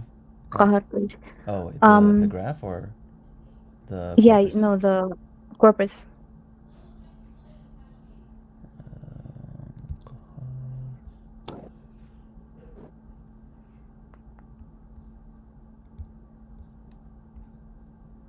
It's so interesting that here, like all of these things, right? All the mentions of qahar, Allah is never actually, yeah, like he's not. So, for example, it's just if you contrast that, Wahid al Qahar, all of these things, obviously, like I said, they're terrifying. I'm scared to say the name still. And I feel like that's why, because look at the last 2 second, like, وَهُوَ الْقَاهِرُ فَوْقَ عِبَادِهِ. Yeah. He's not even saying قَهَّارُ فَوْقَ عِبَادِهِ. I feel like we cannot take that. That's why he's not saying it. I feel like that's so intense, so that it's like qahir, or like, yeah. Yeah. I think the other But, and then, implication.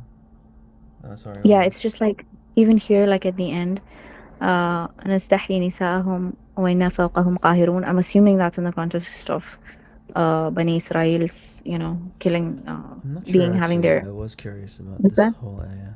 Yeah, can you? Hold on. Yeah, it is Musa. Oh yeah.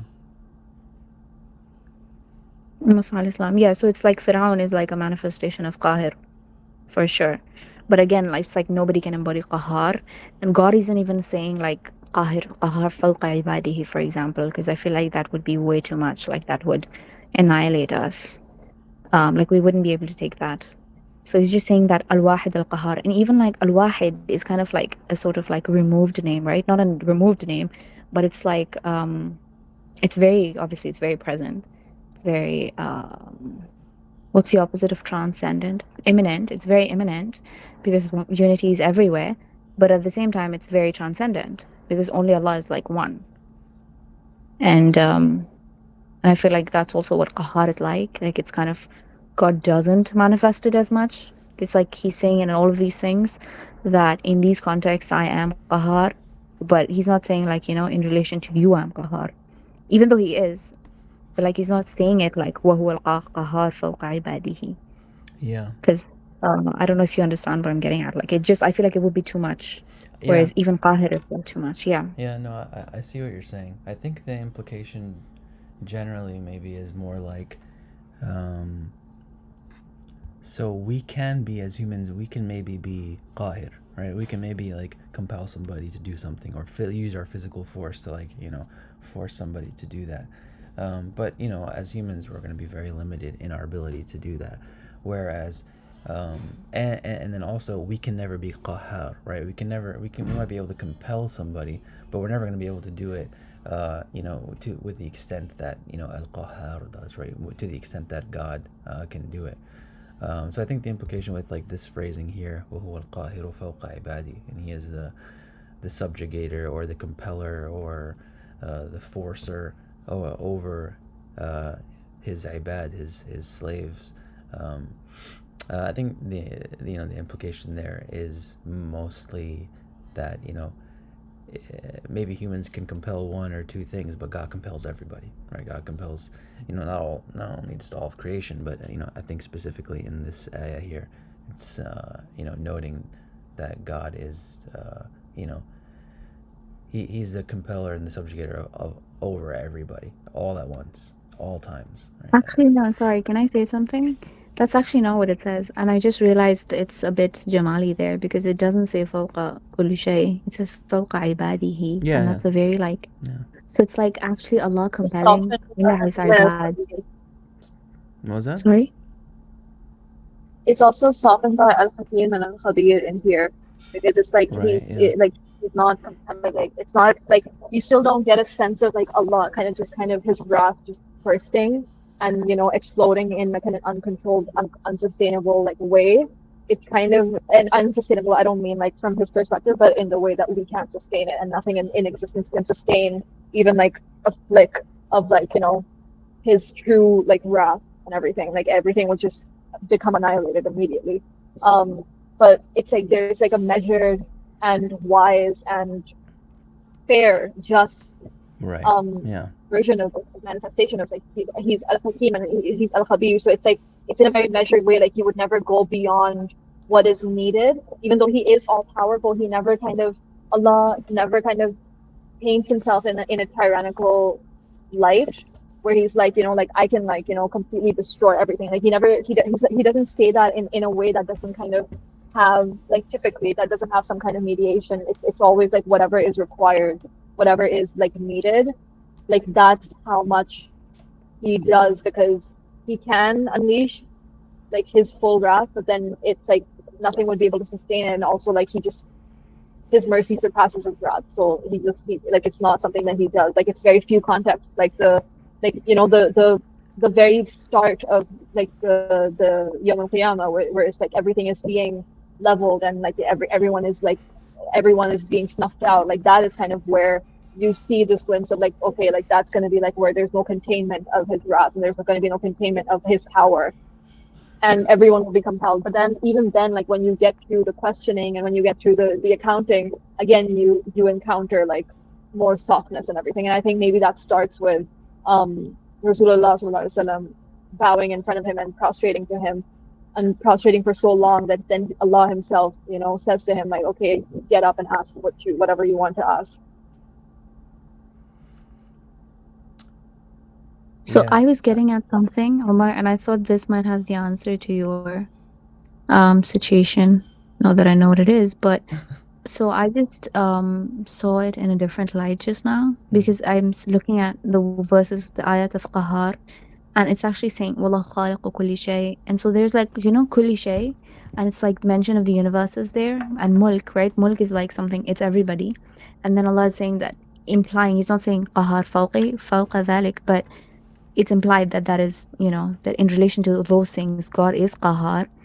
But here he's saying Qahir fawqa ibadihi. So it's like a lighter version of Qahar for his ibad. Yeah. And I feel like that's really soft. And what I meant for your situation was, or anybody's situation that is like where we feel like compelled, is that Allah is saying I'm Qahir, that he is Qahir over his ibad, which is a really, I think ibadihi is a term of endearment. I mean, I find it a term of endearment because it's not, it's a special, what's it called? Like, I would say it's a maqam. It is a maqam. It's a spiritual station to be ibad. Yeah. It's not everybody's ibad. And so Allah is singling those people out, those of us, inshallah, Allah maj'ala minhum, out of everybody, out of kull shay, out of the mulk, everybody's, because mulk is for mulk is, we're all part of the mulk. But then when he says وَهُوَ الْحَكِيمُ الْخَبِيرُ, and then the other one says عَلَيْكُمْ حَفَظًا, right? That means the Qahir is doing this or making you feel compelled in certain ways because he knows the hikmah, because he's Hakim and Khabir of your situation in a way that you don't have the hikmah and you don't have the khabar of. And then because he's protecting you, like because alaykum hafadha, yursila alaykum hafadha. and then until you die, basically. Okay, that's what it says here. But yeah, so it's like this is my protection. So Allah being qahir specifically فوق عباده, not in general over his mulk or his khalq, is a special love, I would say, or like a rahmah. It's a jamal, where because it's God is saying, oh, if you feel compelled, and I am compelling you, it's because out of my hikmah, out of my khabar, or and out of my desire to protect you. Yeah, this Exactly. reminds It's me. like if someone's like, there's a car heading towards someone and you kind of push them out of the way. In a way, you compel them, in a way that you've like forced them, but you've like saved their life because they didn't see the car that was speeding towards them. It's kind of like that energy.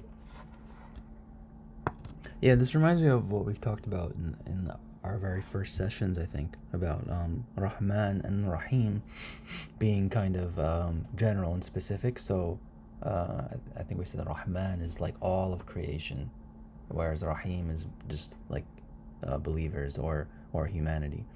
Seems similar here, whereas like Qahar is maybe directed towards just creation or the universe or existence in general, because Allah is compelling it to exist at all moments, at all times, since the dawn of time. Whereas Qahir, which is softer, is maybe more specific just to believers or ibad or human beings. It's interesting. It's also Qahira is how we say Cairo.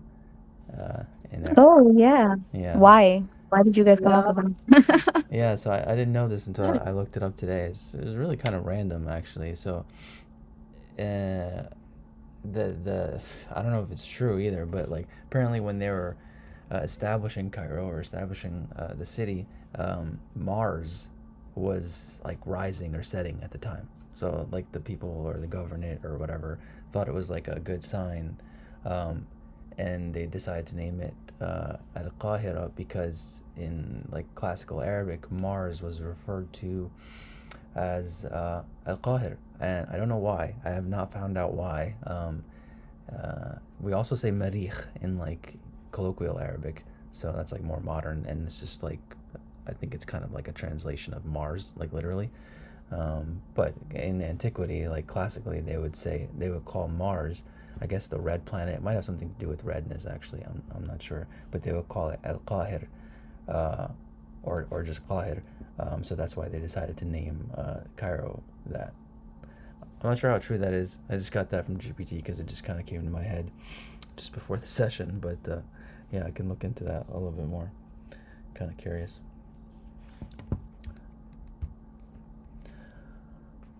Oh, mashallah. I thought this would be a shorter session because, as you can see here, You always say that. Yeah, I always say that. And it never is. Do you ever learn your lesson? It's not going to be short. Just don't think that next time. Yeah, subhanAllah. Well, I mean, we did. Wait, so I'm sorry. I just looked up Qahar. I don't know why it took me so long. But it's so interesting. It says, قهرت النار اللحم غيرته أول ما تأخذه وسلت معه. So yeah, fire is red. And I guess it's a bit fiery, Mars, isn't it? Oh, do you also see that under Ma'ani? Yeah, but Arabic to Arabic, not Arabic to English. But it's also ajbara. So it can mean like under Ma'ani, it has the meaning of like to cook. I didn't look here close as to what Lane has here. Yeah, sorry, can you give me 1 minute? I'm getting a call. I'll be back. I heard something about Qahar, like there is like a it is here. link with it is meat, here. Yeah, right? Yeah, it is here in Lane. I just noticed. Crafting the whole juice and all of the flavor and everything, like the heat of the fire extracts that from the meat. Yeah, no, I mean that makes it makes. Oh wait, sorry. Yeah, I think this is exactly what you're saying here, right? So like the meaning actually that Lane has here is like the meat became cooked so that its juice flowed, right? Not just that it cooked, right? But that like the fire compelled it to like react in a certain way. So that's interesting. I didn't realize that there was like a. Yeah. I did. It's not. It's like that's what happens when transformation and everything. And they say that pain reveals you. It doesn't change you. It reveals you, right? So it's like that same thing. Like when you're under fire, like what's inside you is coming out, and then as you marinate in it, like in your own juices, like That's how you like change and you're Wow. transformed. Wow, subhanAllah.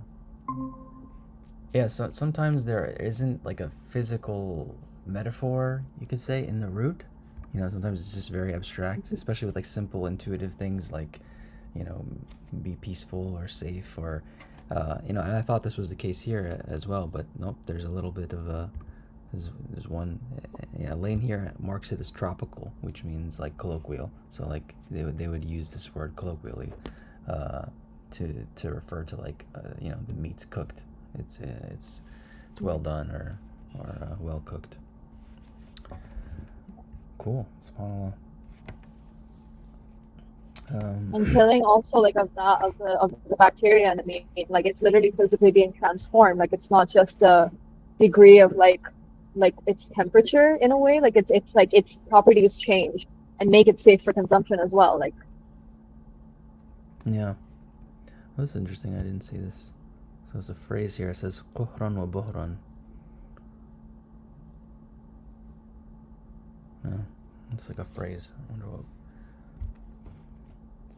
meaning for Is it a someone. curse? It looks like, sorry, I'm back. Is it a curse? Yeah, it looks like it. It looks like something that you wouldn't, yeah, a curse You wouldn't or want anyone to tell you. yeah, you wouldn't want someone to say this to you. Okay, so I was just thinking about this, right? Yeah, because it says غيرته, right? And it's like qahar is a changing. And I don't know, like, so it reminds me, I don't like meat stuff. Sorry, guys, I'm vegan. Omar probably didn't know that, but anyway, it's just because we are also made of meat, if you think about it. Anyway, Oh yeah, so that's interesting connection. yeah, when so we wouldn't you want our meat to you be have the burnt. garlic, you get seasoned. Like your fingers take on the smell and the taste of garlic. Sorry, you No, like stop. I got a little. Anyway, What? I missed that. so Like it's when a dark joke, I'm you sure. I'm just gonna tune out. when you work with garlic, afterwards, like you get like the smell and everything like of garlic just Mhm. kind of stays in your fingers and everything. So it's like because you're meat, but you're also like Yeah. getting seasoned. You know what's funny? You just reminded me of like a colloquial phrase that we say in English, right? Like, I I'm mean, cooked. what? What No, is it? Is What's that the what it phrase? is? I mean, it's more common now, like maybe in the past couple of years, but people say like let him cook, right? Let her cook, right? Like that's kind of the same idea, right? Of So, like, let him like not just do his thing, but like, let him like impose his like, his Yeah, ideas when or it's simmer. yeah, like yeah. Wow, subhanallah. Wow, full circle. Subhanallah. And it's also like that this is something that I've been saying a lot over the past like few days is that I'm cooked because like it's also just like, you're kind of done for a little bit, like you're a little bit in trouble. Well, yeah, Like yeah, we definitely use it like in a derogatory way too. Like, I mean, I play a lot of basketball, so like, if you dominate somebody, yeah, yeah, you say cooked you, your you cooked them, yeah, cooked yeah, your yeah. ass. All right, yeah, exactly. Subhanallah. Wow, yeah, mashallah. Well, any more thoughts? I mean, I thought it would be short because as you can see here, in the graph, there's uh, there's not a lot. Like some of the words that or some of the roots that we look at, have like 20 something nodes. There's less than 10 here. But subhanallah, we did what we usually do. So alhamdulillah. yep. Yeah. You No, accounted wait, across sorry. our brain. I was just thinking about still qaharat. I'm still not over qaharatin narul laham. So, Yeah, for me neither. example, Yeah. I guess it's like, I don't know. I don't know. For me, like, there's a sense of like the causation or instrumentality, right? Because for the laham itself, it's not a fun experience. But for whoever, oh yeah, so it's a changing. Oh yeah, so this is what it reminded me of. I Change of mean, that's state. not the Yeah. usage here, but it reminded me of gold and like the process of purification of gold. And it reminded me of Rumi saying, if you are bothered by every rub, how will you be polished? Mm. Yeah, I think you mentioned this So, before, but like that's the root word of fitna, right? I don't know if you mentioned it or I meant to mention it because you oh brought. no, I didn't. So fitna. No, I think we did talk about smelting gold before. Yeah, I don't remember the context, but like fitna means like temptation or something that trial even or tribulation. but the root meaning of it is to purify, or is smelting, right? So smelting is the process of heating some kind of raw material that you get out of the earth in order to separate the gold, or the silver, or whatever the precious metal is, from the non-precious metals. So that's called fatana. Fatana. It comes literally from the same, so trials, and the metaphor obviously is like, God gives us trials and tribulations, to purify us, to separate the impurities from the gold. Oh, subhanAllah. So this is something that I've been thinking about. Well, like, I don't know if that's come up for me many times about gold and like chosenness and God's chosen people. And for me, Musa alayhi salam, not for me, subhanAllah. In reality, Musa alayhi salam is like, so chosen that Allah says to him, like, I chose you in so many different ways. Like he says, Ana akhtartuka. And then he says, Ajtaba also, and Istafa, and Astana'tuka li nafsi. It's just like he's so chosen in every way that anybody can be chosen. Musa alayhi salam is chosen. And and then Allah also says to him, وَفَتَنَّاكَ فُتُونًا, which is, oh my God, it's so troubling. Like, I don't want to have to go through that, but it's just such an intensive form, right? Like when he, it's just like, we tried you so much, like, but he loves him. It's so obvious that Allah loves him so much because he's always saying his, narrating the hikayah, his story, his name. It's just like his name is the top, what's it called? Most mentioned name in the Quran. And Allah is saying, we tested you with the fitan. But yeah, it's just this thing about, like, I guess the fire, what's it called? Fire metaphor, or like the metaphor. It's not a metaphor, like you said, like, it's about in terms of what does it actually physically mean. If it means like meat being burnt, it's not fun.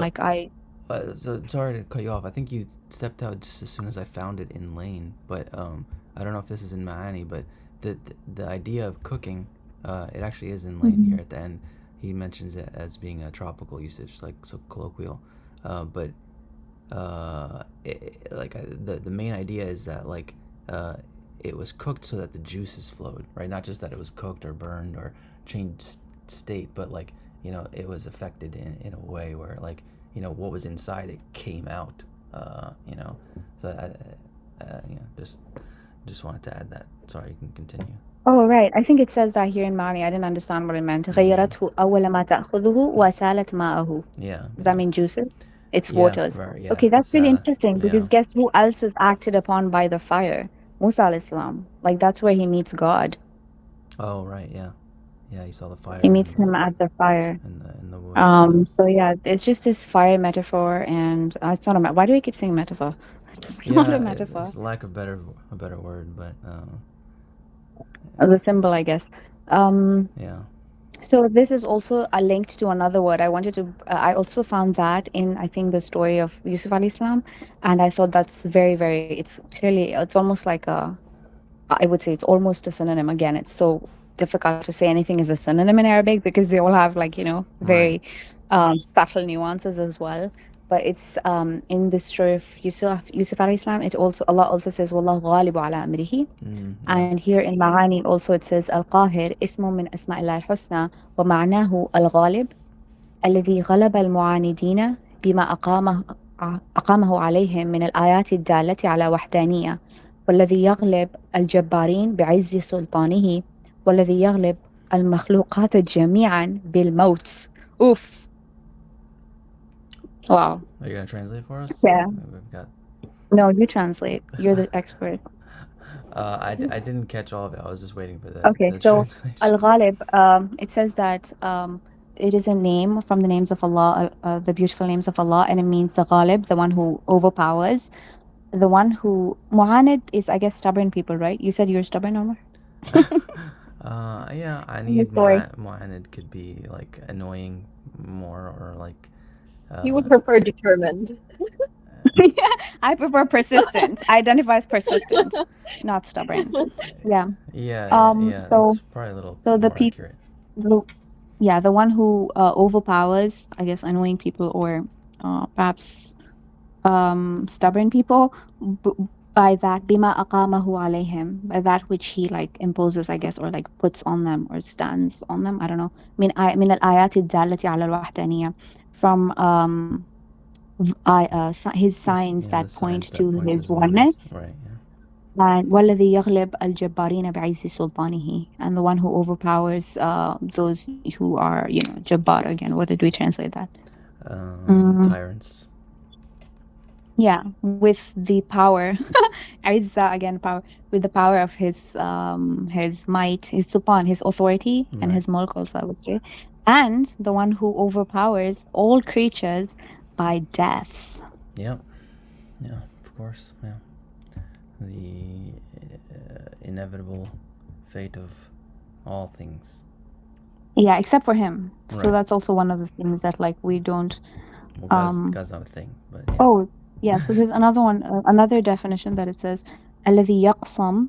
I don't know what that means. It's قاف صاد ميم. ظهر الجابرة من أعدائه فيقهرهم بالإماتة والإذلال.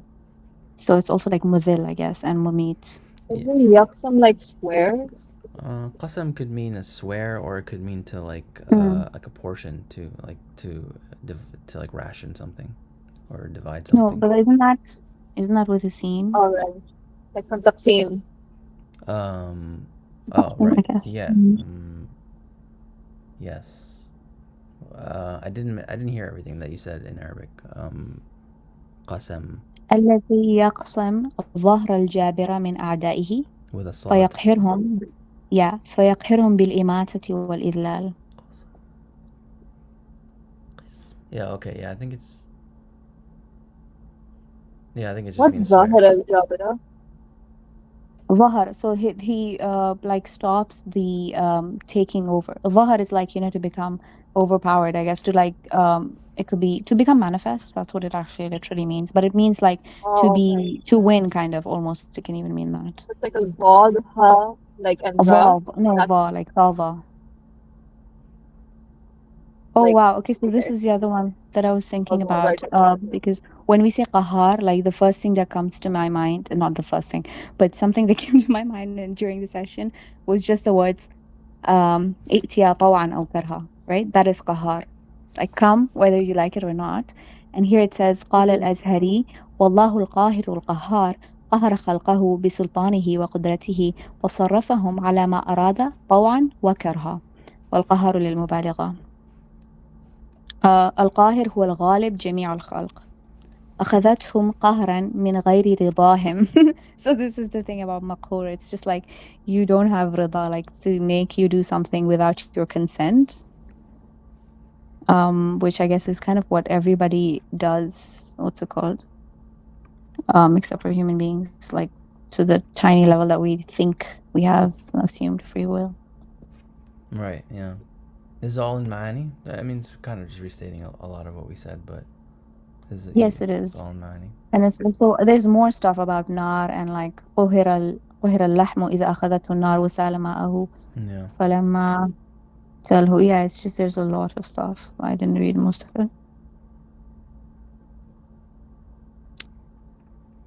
But I don't know what this means. قليلة اللحم also is one of the meanings. واخفض قهرة means قليلة اللحم. قهرة?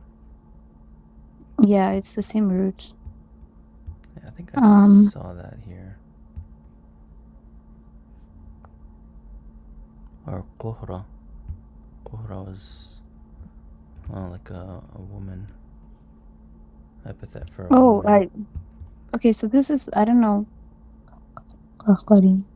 So I don't know what this means, but it's so interesting because it just sounds like something that you might be interested in terms of sound. It says قهره في اسم المعجم مختار الصحة.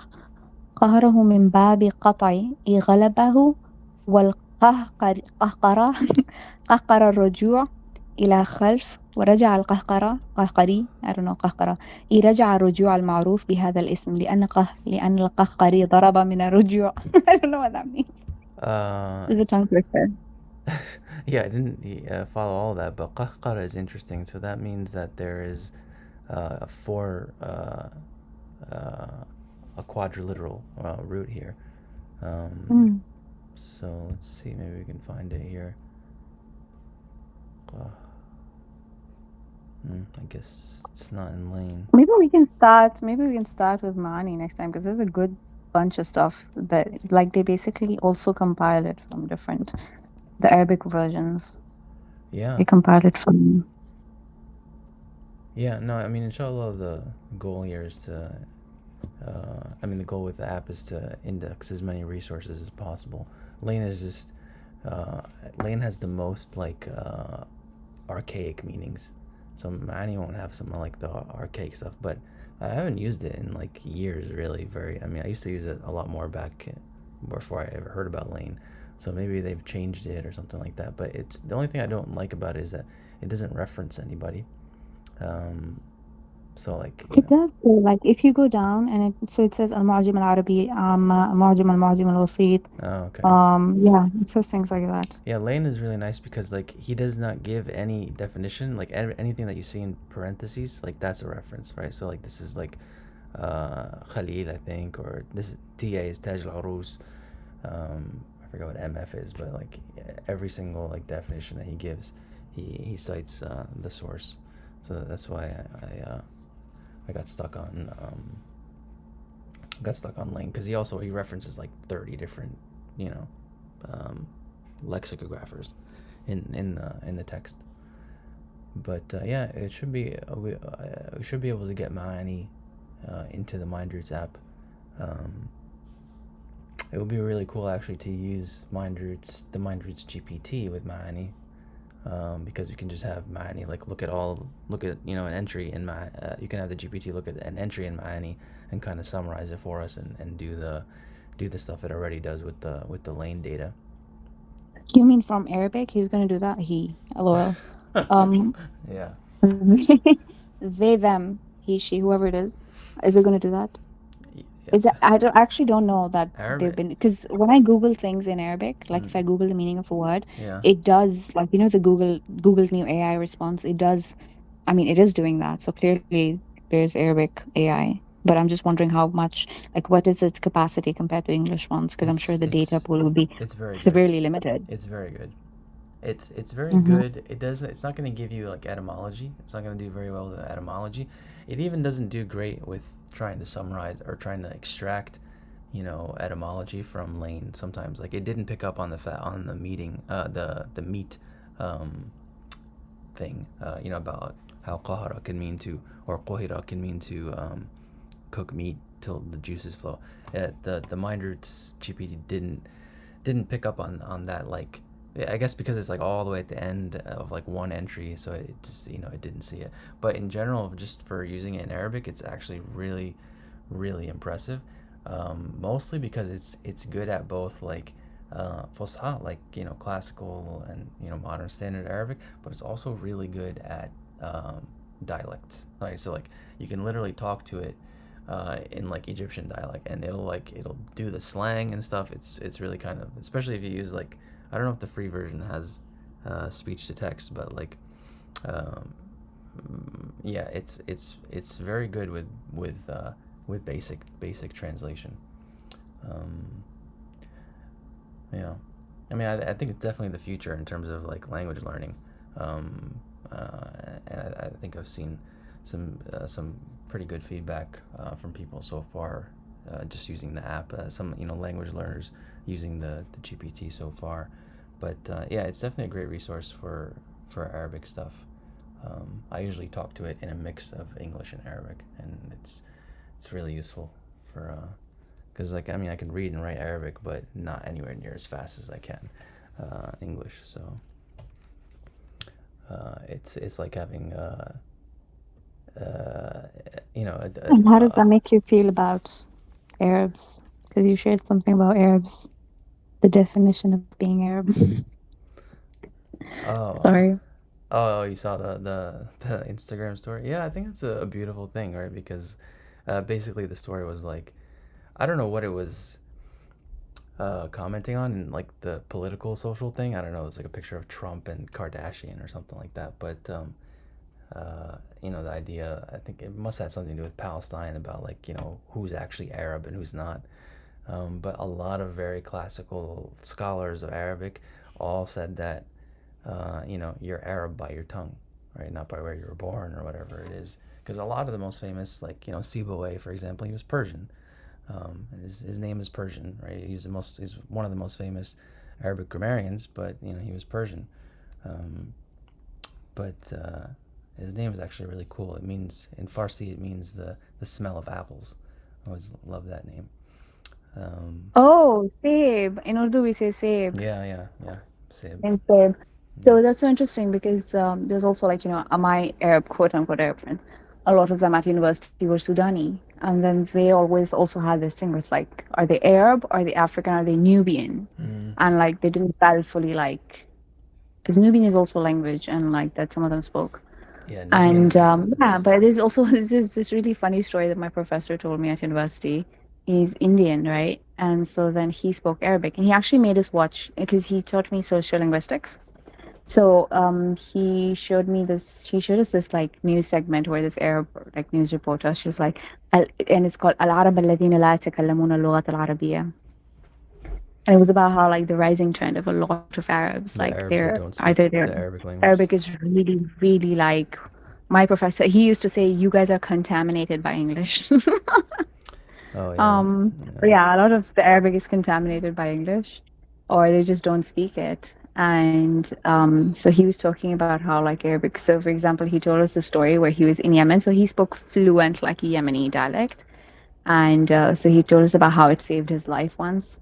Not saved his life, but maybe saved him from trouble because he was traveling somewhere on a bus where he should have had his passport because he's not Yemeni, he's Indian. So they came to like check the ticket checker or whatever. Like he came on the bus to check the documents, right? And because he's not Yemeni, he's supposed to have a passport, but he didn't have it. So he just pretended to be asleep. And then the ticket checker came up to him and he was like, "Hey, like, where's your documents?" And he woke up, he pretended to wake up. And I don't know, it was funny. It's funny if I actually remembered what he said, but I don't remember. But he said something in a very Yemeni dialect. He was like, "Why are you bothering me?" And like he pretended like, he was just rudely awakened from his sleep. And and that he was basically a Yemeni resident. And the guy was like, "Oh, I'm so sorry. I'm so sorry." And he just left him. So he was like, if I didn't know the Yemeni dialect, like I would have been in trouble for that. So yeah, language is so interesting. But I feel like right now, it has come to have like more of a race connotation. Like I don't think people here, I don't know if you know this, but so that specific professor, he did a lot of research on like Urdu and Arabic because here, there's very specific class interactions between Urdu speaking people and Arabic speaking people. A lot of domestic workers speak Urdu who work for Arabs. So a lot of Urdu words have actually become, borrowed into. So for example, if you're driving here, right, and you want to say like you ask somebody, "Where do I go?" Like a lot of them will say "Sida," and they think it's Arabic. Sida actually means straight in Urdu. And then one of the words that I heard one of my like in my fully Arab group, like everybody is different kinds of Arabs, but they're all Arab, and I was the only non-Arab. They were like, "Oh, this biali," and I was like, "What is?" I think they said biala. I was like, "What does that mean?" And it means cup, and I realized it's actually piala from Urdu. Wow. Which there's no pa in Arabic, so they said ba. But then like they were telling me my own language, and I was like, "That's very interesting." And also in and I don't know if you know this either, but basically the pa sound, right? Not the pa sound, rather I should say the pa letter. So like in Farsi and in Urdu, it's depicted with like, if you imagine a ba with two more dots. Yeah, I've seen So it's like before, three dots, right? Yeah. So that's how we write pa. So in Qatar, there is something that is also like in Indian food, a couple of Indian food items that have become really like absorbed into Qatari culture.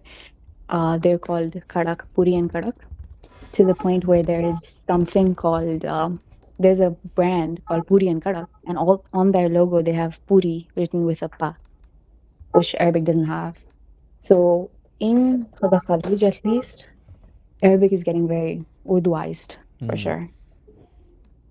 Yeah. Okay, I do have to go now, but That's this was really amazing. Thank you so much. No, of course. Jazakumullah I khair, was as going to always. say Abdul Salam too. Yeah. Sorry, what did you say, Maham? I think she said she also Sorry, has to go. I was saying the same thing. Yeah. Okay. Yeah, no 4 hours this Thank you time. so much. No, I would have. It's just I have to go get something. No, Okay, bye. Alaikum assalam. Jazakallah khair, Sorry, everyone. it's not like a big- Alaikum assalam. Until next time, inshallah. Jazakumullah khair.